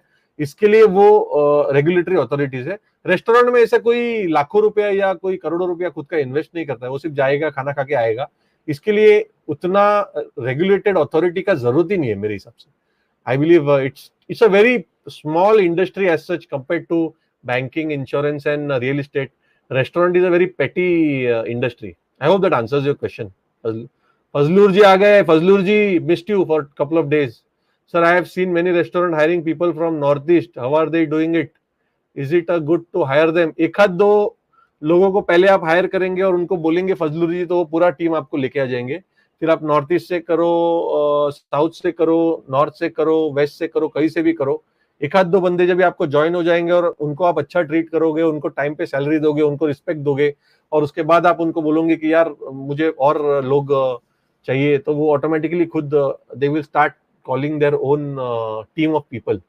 But as I have told you फजलूर जी, किसी भी बंदे को ज्यादा इंपॉर्टेंस नहीं देना है, क्योंकि जब ये ओनर एक बंदे को ज्यादा इंपॉर्टेंस देता है तो फिर वो बंदा kind of union leader type बन जाता है, और फिर दीवार का अमिताभ बच्चन उसके अंदर बाहर आ जाता है और वो फिर बोलता है कि ये सब मेरे वजह से चल रहा है वगैरह वगैरह. So make sure that you talk to each and everybody of your team. You distribute the appreciation and caring which you are given to everybody, and don't make just one person a hero, because then it is going to really come and bite your butt. Bulwan ji बोल रहे हैं, as an owner in my restaurant I work as a manager plus supervisor. Is it required to keep captain in a small restaurant? I don't think so. You're right. As I've told you earlier, बलवन जी, अगर आपका restaurant छोटा है तो आप ही उसके captain हो, आप ही वो रेस्टोरेंट के स्टूवर्ड हो, आप ही वो रेस्टोरेंट के कैशियर हो, आप ही वो रेस्टोरेंट के ओनर हो. 3-4 टेबल रहेंगे तो एक आध वेटर या फिर एक बंदा क्लीनिंग के लिए रखेंगे और बाकी सब आप खुद कर सकते हो. ये जो मैंने आपको बताया, ये एक नॉर्मल साइज रेस्टोरेंट बताया जिसका 15-20 टेबल्स हैं, जिनमें, और जितने टेबल्स बढ़ते हैं फिर उतना काम बढ़ जाता है. अगर आपके 20-25 टेबल्स भर गए, एक टेबल में मान लीजिए 5 लोग हैं, तो 25 टेबल का कम से कम 125 लोग हो गए, 125-150 व्हाटएवर. सो उतने लोगों को हैंडल करने के लिए आपको उतना स्टाफ लगता है, क्योंकि अदरवाइज फिर डिले हो जाता है और फिर कस्टमर्स के कंप्लेंट्स बढ़ जाते हैं. तो उतने अगर टेबल्स रहेंगे तो बात अलग है, अगर 2 3 या 4 टेबल्स है तो उतना करने का जरूरत नहीं, आप खुद भी कर सकते हो, उससे आपका बहुत पैसा भी बचेगा initially. Balwant ji, I hope that answers your question. Anand ji बोल रहे हैं, how many paid leaves and sick leaves are allowed for every staff in a month? Generally weekly 1 leave is there is a 21 days paid leave according to the labour law thing. In a year 21 days का paid leave होता है, और वो paid leave आपको लेना ही पड़ता है उनको। Generally you have to make sure that they get those leaves, और वीकली 1 लीव होता है, तो महीने का 4 लीव तो ऐसे ही हो गया। और अगर आप वो लीव नहीं दे पाए तो वो लीव का आपको सैलरी देना पड़ता है।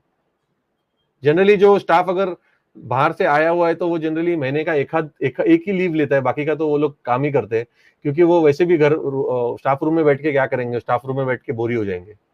I hope that answers your question. Anil ji बोल रहे हैं monthly, I believe Anil ji have answered that question. Give me a feedback question if you have.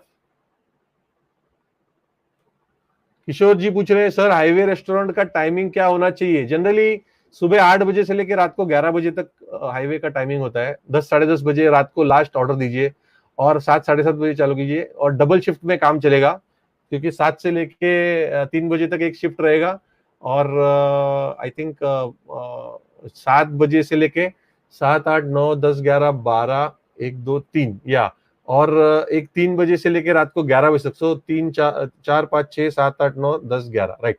So 2 shift में काम चलेगा, फिर वो स्ट्रेट टू स्ट्रेट 2 शिफ्ट दीजिए, या फिर बैक टू बैक आप ब्रेक करके उसको 2 शिफ्ट दीजिए। बट जनरली 8 से लेके रात को 11 बजे तक हाईवे का रेस्टोरेंट का टाइमिंग होना चाहिए, ताकि आप ब्रेकफास्ट, लंच, इवनिंग स्नैक्स और डिनर पूरा कवर कर सकें। I believe that answers your question.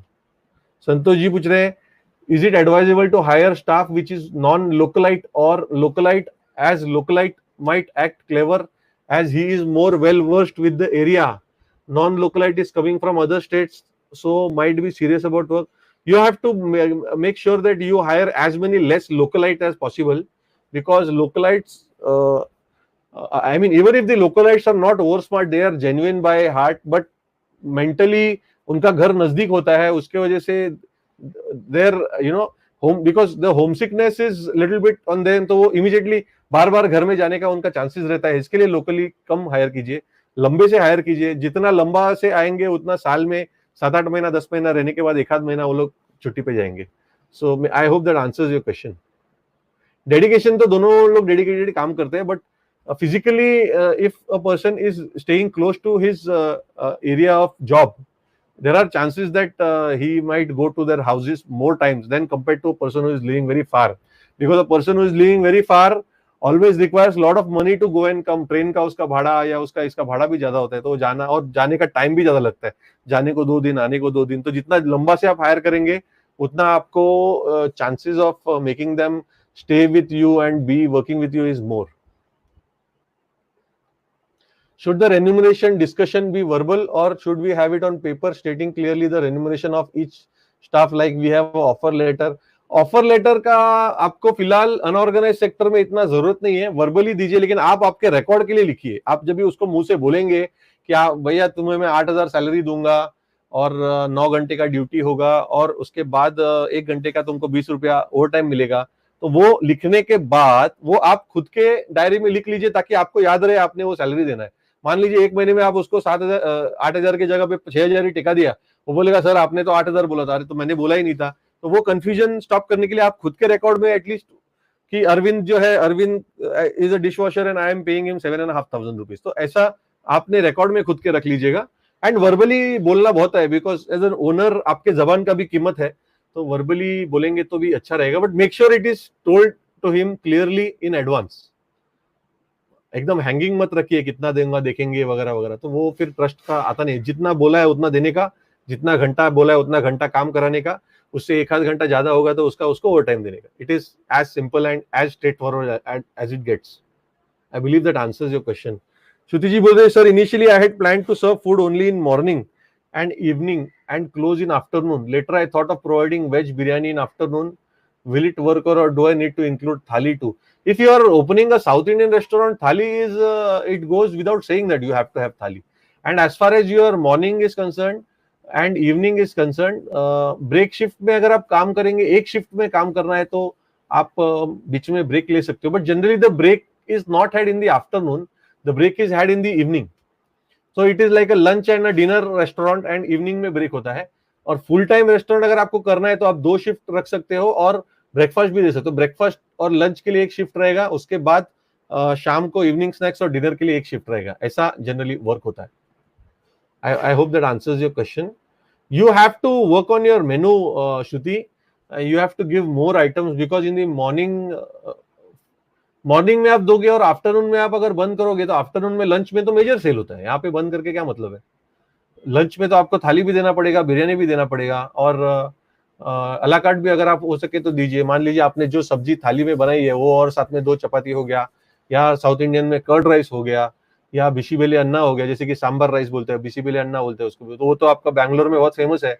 या और मॉर्निंग में आप इडली वड़ा सांबर हो गया, शिरा हो गया, उपमा हो गया, आप उपिट उपिट बोलते हैं जिसको, उपमा हो गया, फिर मारामारी बोलते हैं जो उपमा और शिरा का कॉम्बिनेशन करते हैं, कुछ तो बोलते हैं यार उसको, चावचाव bath, chow chow bath, I think so it's called as chow chow bath. So ये सब चीजें आपको देना बहुत जरूरी है अगर आप फुल फ्लेज रेस्टोरेंट चालू कर रहे हो। एंड इसके अलावा आपके जो स्पेशलिटीज है, different types of idlis and all those things, that you can include, but afternoon is a major chunk of your sale, so you don't have to omit the only time where you are going to have majority of your sale. I am sure breakfast से ज्यादा lunch में आपके पास rush होएगा, so lunch का आपको biryani, and as I've told you, Shruti, sell what is selling in the market, don't sell what you like or what you think will sell. Always do research in the nearby restaurants and check out what all they are selling, which the customers are having. That itself proves that the customers want those things. कोई भी customer पैसा देके restaurant owner को जो चाहिए वो खाने वाला नहीं है, वो जो उसको चाहिए वही खाने वाला है। तो मान लीजिए वो चीज ज्यादा खा रहा है, अगर वो बिरयानी ज्यादा खा रहा है, या फिर अगर वो थाली ज्यादा खा रहा है, या फिर अगर वो पूरी भाजी ज्यादा खा रहा है दोपहर में, तो इसका मतलब ये है कि वो कस्टमर्स का वो रिक्वायरमेंट है। या confirm that you got that point. It is not about what you are selling or what you think will sell. It is what the customer wants. Customer will always eat what they want. They will आप उसको free में दोपहर में बोलोगे कि वड़ा पाव खाने के लिए, वो नहीं खाने वाला है। उसको पेट भरने का है तो वो दही चावल ही खाएगा या फिर थाली खाएगा। I hope that answers your question. किशोर जी बोल रहे हैं, question for a small restaurant where we serve Punjabi, Chinese and South Indian and some Maharashtrian food, generally एक कुक कितने सेक्शन हैंडल कर सकता है? एक कुक जनरली एक ही सेक्शन हैंडल करता है, और मेजर अगर आपके पंजाबी, साउथ इंडियन और चाइनीज है, तो पंजाबी, साउथ इंडियन और चाइनीज को आप 3 कुक दे सकते हो, और महाराष्ट्रियन फूड जो है वो आप साउथ इंडियन के अंदर थोड़ा सा मर्ज कर सकते हो, provided you don't have an elaborate menu.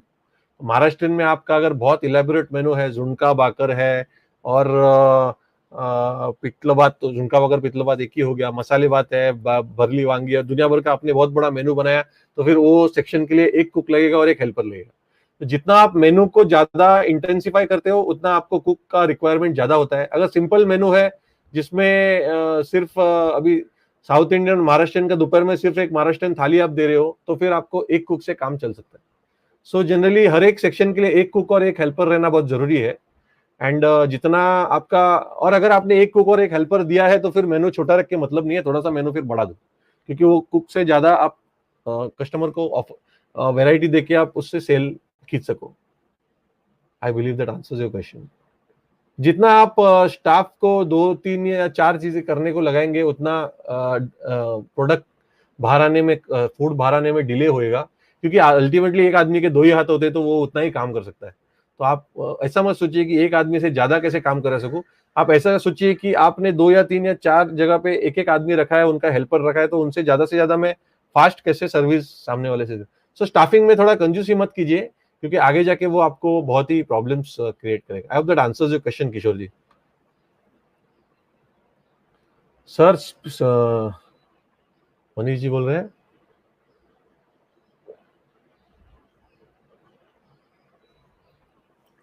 Sales pitch restaurant owner को देना चाहिए या वेटर को? कौन सा सेल्स पिच? ये खाना खाने के टाइम पे सेल्स पिच तो देने का जरूरत ही नहीं है, सीधा मेनू सामने रख देने का, और कस्टमर ऑटोमेटिकली आपको क्या चाहिए वो ऑर्डर करेगा। ज्यादा से ज्यादा कस्टमर क्वांटिटी के बारे में आपको पूछेगा कि ये आइटम में कितना क्वांटिटी आता है, अगर हम लोग 2 बैठे हैं तो उससे ज्यादा हो जाएगा कि कम हो जाएगा, तो वो आपको जनरली बताना पड़ेगा। I hope that answers your question Manish ji. Santosh ji बोल रहे हैं, is there a need for stringent background verification as just checking reference may not be sufficient as people usually give reference of their friends who will obviously praise their friend or will not give a honest feedback. There is possibility that person may be fired by previous restaurant for cheating or being dishonest. How do you get to know these details? Jada the lower the level of categories of people you are hiring, generally उतना stringent checking का जरूरत नहीं है, because the lower the level of hiring is there, the number of responsibility is comparatively lower. आप उनको cash handle करने नहीं दे रहे हो, जहां पे कैश हैंडलिंग का सवाल आता है या जहां पे गेस्ट हैंडलिंग का सवाल आता है, वहां पे आप थोड़ा सा फीडबैक, एक आध दो लोगों से रेफरेंस चेकिंग करना जरूरी है। But generally a person who is giving you Aadhaar card of them या उनका पैन कार्ड आपको दे रहा है, आप जो ले रहे हो, तो generally is a truthful person, because कोई भी बंदा चोरी करके दूसरी जगह जाके अपना आधार कार्ड नहीं देता है। एंड सेकेंडली रेफरेंस अगर 2-3 लोगों से, आप प्रोमिनेंट लोगों से रेफरेंस लोगे, सो मान लीजिए किसी का कुक का आपने रेफरेंस ले लिया है, किसी का, सो रेफरेंस अगर दूसरा कोई अगर देता है आपको किसी के बारे में, तो वो भी एक डर रहता है बंदे को कि यार ये बंदे का मैं रेफरेंस दे रहा हूँ, अगर ये चोर है तो मैं इसका झूठा रेफरेंस दूंगा तो मैं भी फंस जाऊंगा आगे जाके। सो ये आपने हमेशा ध्यान में रखना है। But I think reference superficial level पे रेफरेंस लेना इज मोर देन इनफ। ज्यादा डीप जाने का जरूरत नहीं है, ज्यादा सीआईडी बन के कोई मतलब नहीं है, because this is a very dynamic industry. यहाँ पे आदमी लोग आते जाते रहते हैं, आते जाते रहते हैं, और जो जिनको पेट का भूख है वो लोग, और जिनको काम का मेहनत है, और एक गट फीलिंग भी है, आपको गट फीलिंग का अंदाज भी लेना है, और उसके बाद आपको डिसीजन लेना है। क्योंकि जितने लोग झूठे होते हैं उनके बॉडी लैंग्वेज से ही अपने को मालूम पड़ जाता है। At least I have got that, by God's grace I have got that feeling कि 5 मिनट जब भी सामने वाला आके मेरे सामने बैठ रहा है, तभी मुझे अंदाज आ जाता है ये इसका कैपेसिटी कितना है, इसका कॉन्फिडेंस कितना है, और ये कितना सच बोल रहा है। उसके आंखें देखिए आप, इसका बॉडी लैंग्वेज देखिए, उसका फेशियल एक्सप्रेशन देखिए, उससे आपको ऑटोमेटिकली मालूम पड़ता है ये हीरो है कि ये जीरो है या ये मिडिल में है। Yeah I hope that answers your question Santosh ji. You will get this by experience. सो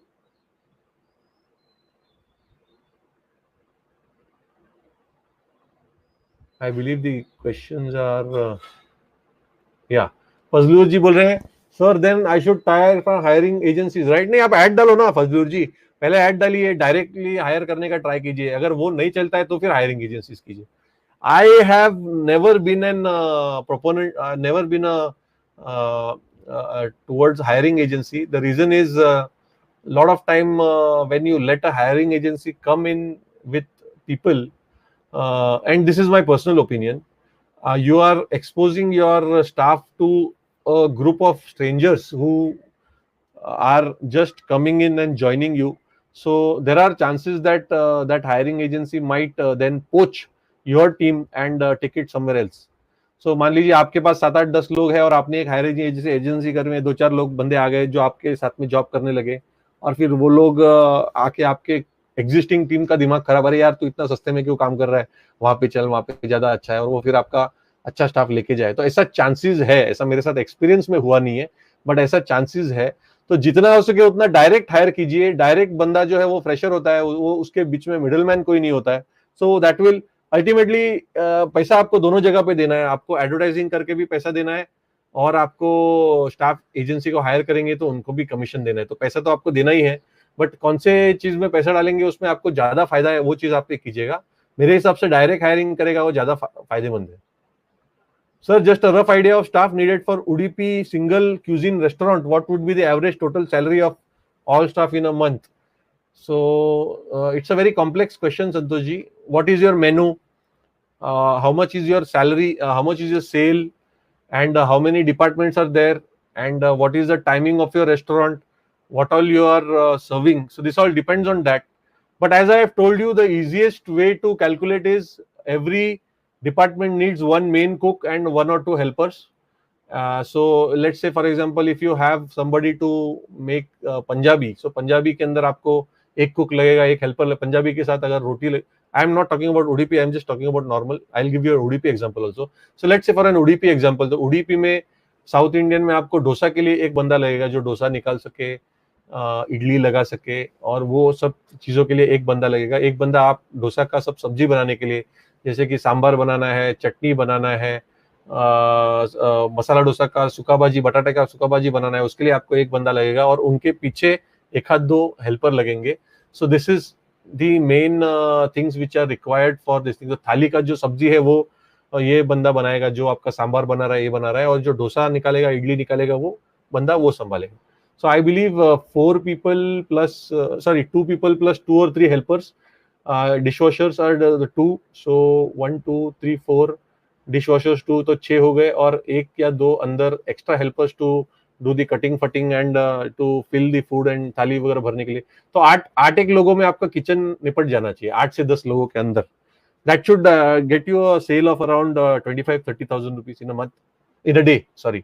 25-30 हजार रुपए का सैलरी, अगर 25-30 हजार रुपए का सेल अगर आप ले रहे हो, तो आपको एक 10 एक लोग होना चाहिए। और salary, I don't know where you are from, so I really don't know the local salaries which are going on, but generally dishwashers को 7,000-8,000 से बॉम्बे में स्टार्ट होता है। अगर आप टीयर 2 या टीयर 3 सिटीज में हो तो 5,000-6,000 भी हो सकता है। कुक्स को जनरली 9,000-10,000 ऐसा सैलरी दिया जाता है। But then it against depends on the load, how much is your workload. तो वर्कलोड अगर ज्यादा है तो सैलरी थोड़ा सा ज्यादा होने का चांसेस है, और अगर उसका एक्सपीरियंस ज्यादा है, उसका खाने का क्वालिटी ज्यादा है, वो आपको फूड ट्रायल्स लेने के बाद मालूम पड़ जाएगा। I believe that answers your question Santosh ji.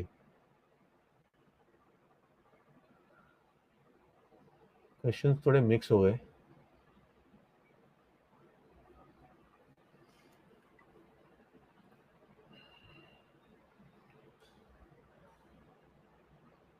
You're most welcome, Shruti ji.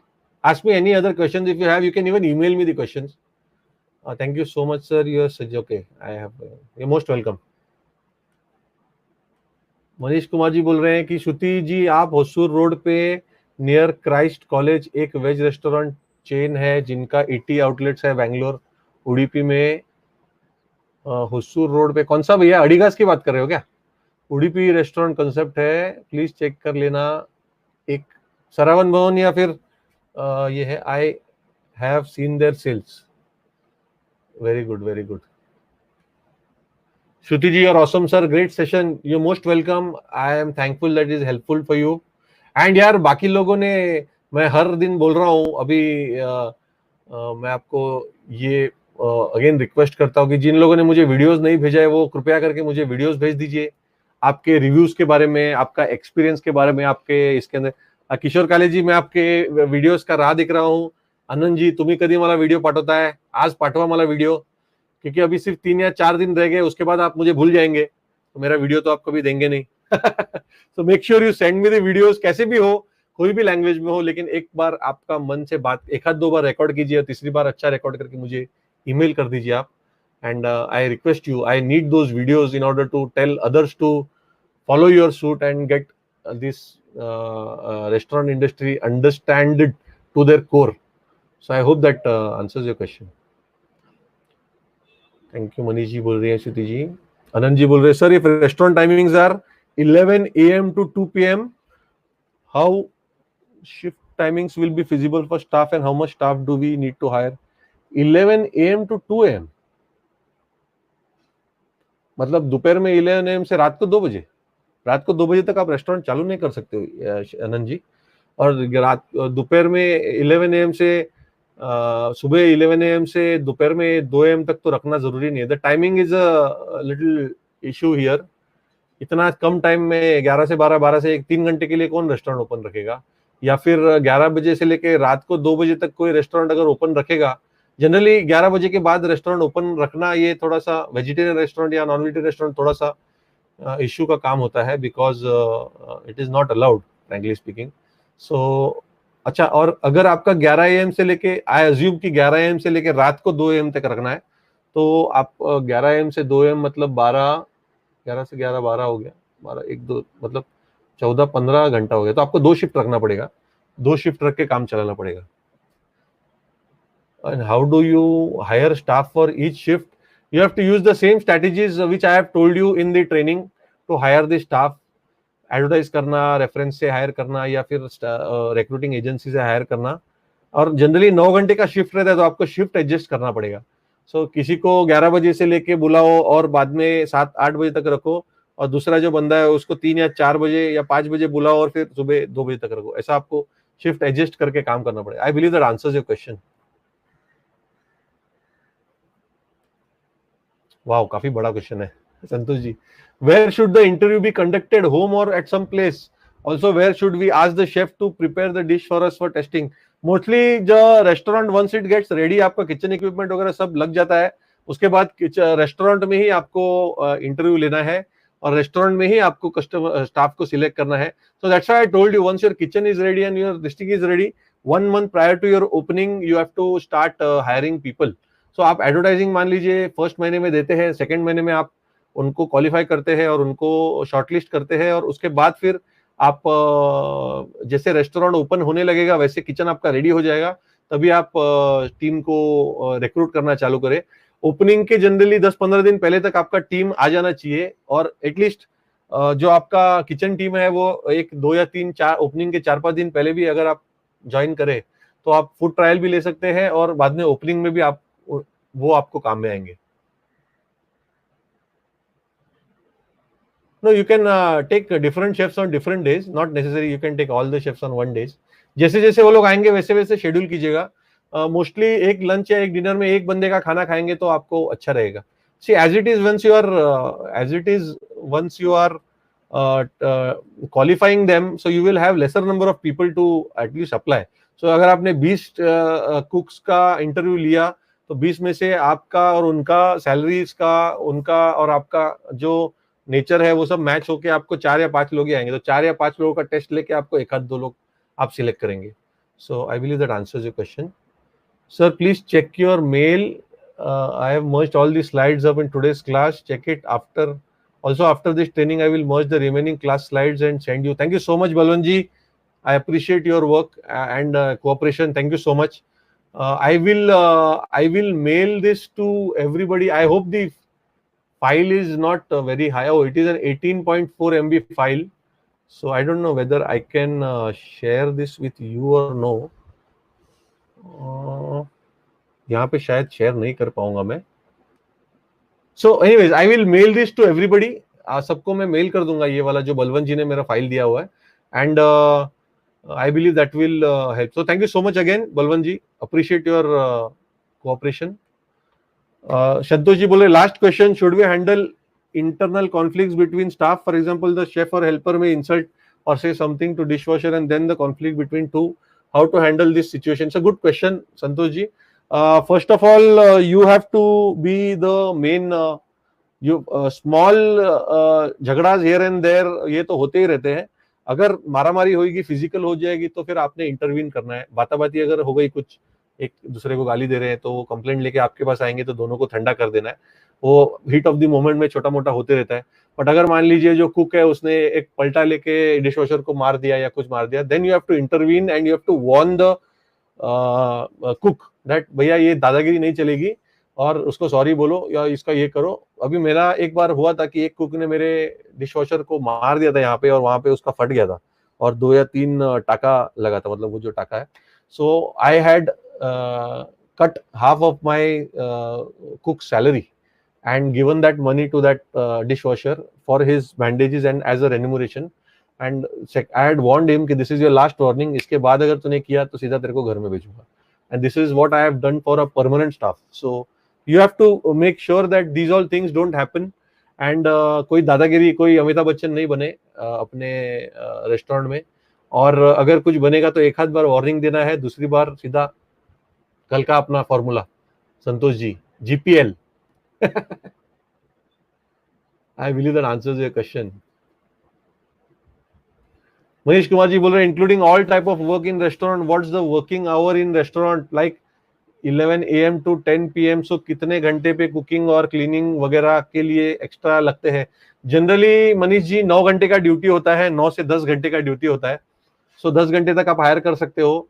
बहुत जगह पे रेस्टोरेंट में जो स्टाफ है उनको 12 घंटे के लिए हायर करते हैं, तो 12 घंटे का अगर सैलरी हो काम होगा तो उनको सैलरी थोड़ा ज्यादा होता है, 10-20% नॉर्मल से ज्यादा, क्योंकि उनका ड्यूटी आवर्स भी 20-25% ज्यादा है। So I think that answers your question. 11 AM से जो 10 PM, सो कितना घंटे में 11 AM से 10 PM 11 घंटा होता है, if I am not mistaken. So कितना घंटा प्री कुकिंग और क्लीनिंग वगैरह के लिए एक्स्ट्रा लगता है? Cleaning I don't know which. Pre cooking और ये जो कटिंग फटिंग है, ये तो हेल्पर्स का काम होता है, और हेल्पर जो है वो मेन कुक आने के पहले चालू होते हैं. तो हेल्पर पहले आते हैं, वो लोग कटिंग वटिंग करके तैयारी करके रखते हैं, और वो जनरली उनका शिफ्ट पहले खत्म होता है. जो कुकिंग करने वाला है, वो कुकिंग करने वाला थोड़ा लेट आता है, एक आध घंटा इससे पहले, रेस्टोरेंट का जो मेन लंच का टाइमिंग होता है उससे पहले, और वो खाना बना के फिर वो उसके बाद टाइम होने के बाद उसका निकल जाता है. सो जो जिनका जैसा पर्पस है वो हिसाब से वो लोग का ड्यूटी एडजस्ट करना होता है. बट ओवरऑल 9 घंटे का ड्यूटी होता है, और उसके बाद फिर एक आध घंटे का ओवर टाइम होता है. आप 12 घंटा भी किसी को हायर कर सकते हो, बट उसको सैलरी आपको ज्यादा देना पड़ेगा. बट ऑफिशियली आपको 9 घंटा ही दिखाना पड़ेगा, क्योंकि लीगली 9 घंटा ही अलाउड है. I hope that answers your question. Sir, nowadays in few cafes, orders are given on tablets by customers themselves, and menu is not also on it, which is profitable and help tablet system or physical menu. Tablet system is easy because repetition of work is not done. आप physically लिख के नहीं लेते हो, वहां पे error होने का चांस नहीं है. कोई सुन के वो लिखेगा और उसमें कुछ, मान लीजिए उसने ड्राई फ्रूट मिल्क शेक बोला और इसने पिस्ता मिल्क शेक लिख दिया, तो प्रॉब्लम हो जाएगा. दोनों ड्राई फ्रूट मिल्क शेक ही है, but there is a lot of difference. So giving a tablet is better, and now all the software companies have more or less got this tablet system. iPad या फिर आपका phone के ऊपर आप direct order दे सकते हो, ये ज्यादा करके अभी हर जगह पे आ गया है. So it's better than compare to physically taking an order. tablet system is better, but still you will have to give the tablet, the waiter has to give the tablet to the customers. So that in itself is a job, and then afterwards, once the order is done, the waiter will come with the food and serve to the customers. Tablet system is more efficient than physically taking. It reduces the errors while taking an order. Manish Kumar Jha ji बोल रहे हैं, sir restaurant chain नाम है सुख सागर pure veg. या ये तो बॉम्बे का चेन है यार. Sukh Sagar is owned by Shettys. It is a Bombay chain, and I don't know whether it is the same, but Sukh Sagar में, बॉम्बे में सुख सागर है, वो भी सुख सागर का पाव भाजी काफी फेमस है. Those are owned by Shetty's.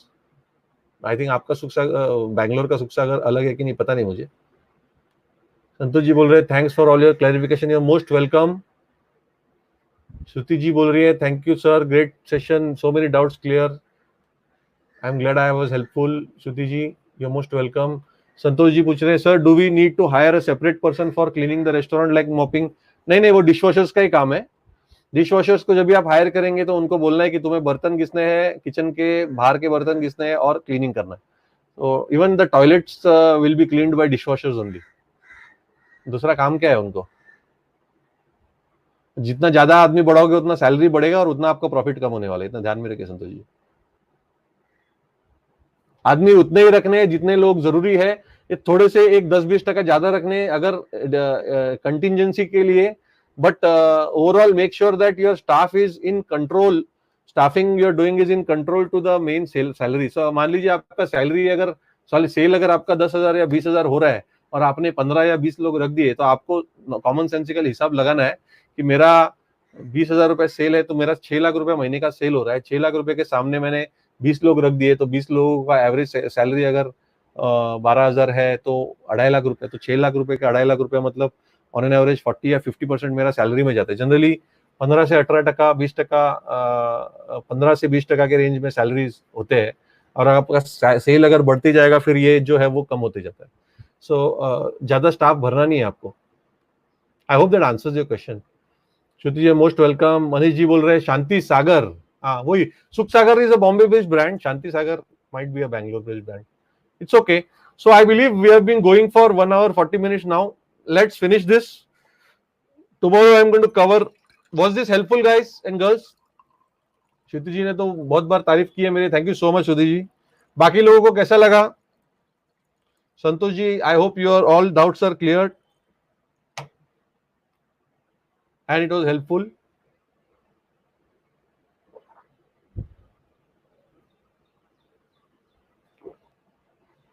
I am sending you guys the attachment which Balwant ji has sent me. Live training करके उन्होंने भेजा हुआ है, वो मैं सब लोगों को भेज दूंगा. आई hope that will solve most of the problems for everybody. एकदम झकास. क्या बात है, क्या बात है. एकदम बम्बई स्टाइल में बात किया मनीष कुमार जी. झकास. संतोष जी बोल रहे yes sir, awesome session, you most welcome Santosh ji. And बाकी लोग नाराज है क्या? फजलुर जी, आई थिंक फजलुर जी, किशोर जी वगैरह मोस्टली सब लोग ऑफलाइन हो गई क्या? कोई है दिख नहीं रहा है यार. थोड़ी तो तारीफ करो यार मेरी. यही 10-15 दिन है जिसमें लोग मेरी तारीफ करें, बाद में तो मेरा कोई तारीफ नहीं करने वाला है. सब लोग भूल जाएंगे गोपाल कौन है कौन है. Bye sir, bye bye Shruti, take care. So let's finish it off in another 1 minute. Bye bye. Tomorrow we are covering promotions, restaurant promotions. Make sure you are there because it is one of the most important activities which is going to get you a lot of sales. So अगर आपको पैसा कमाना है तो कल 10 बजे हाजिर हो जाना. And I will finish it off today. Bye bye. Makarand जी बोल रहे thank you, you're most welcome. Bye bye. See you tomorrow. And take care of yourself. Take care of your family. Bye bye. See you tomorrow.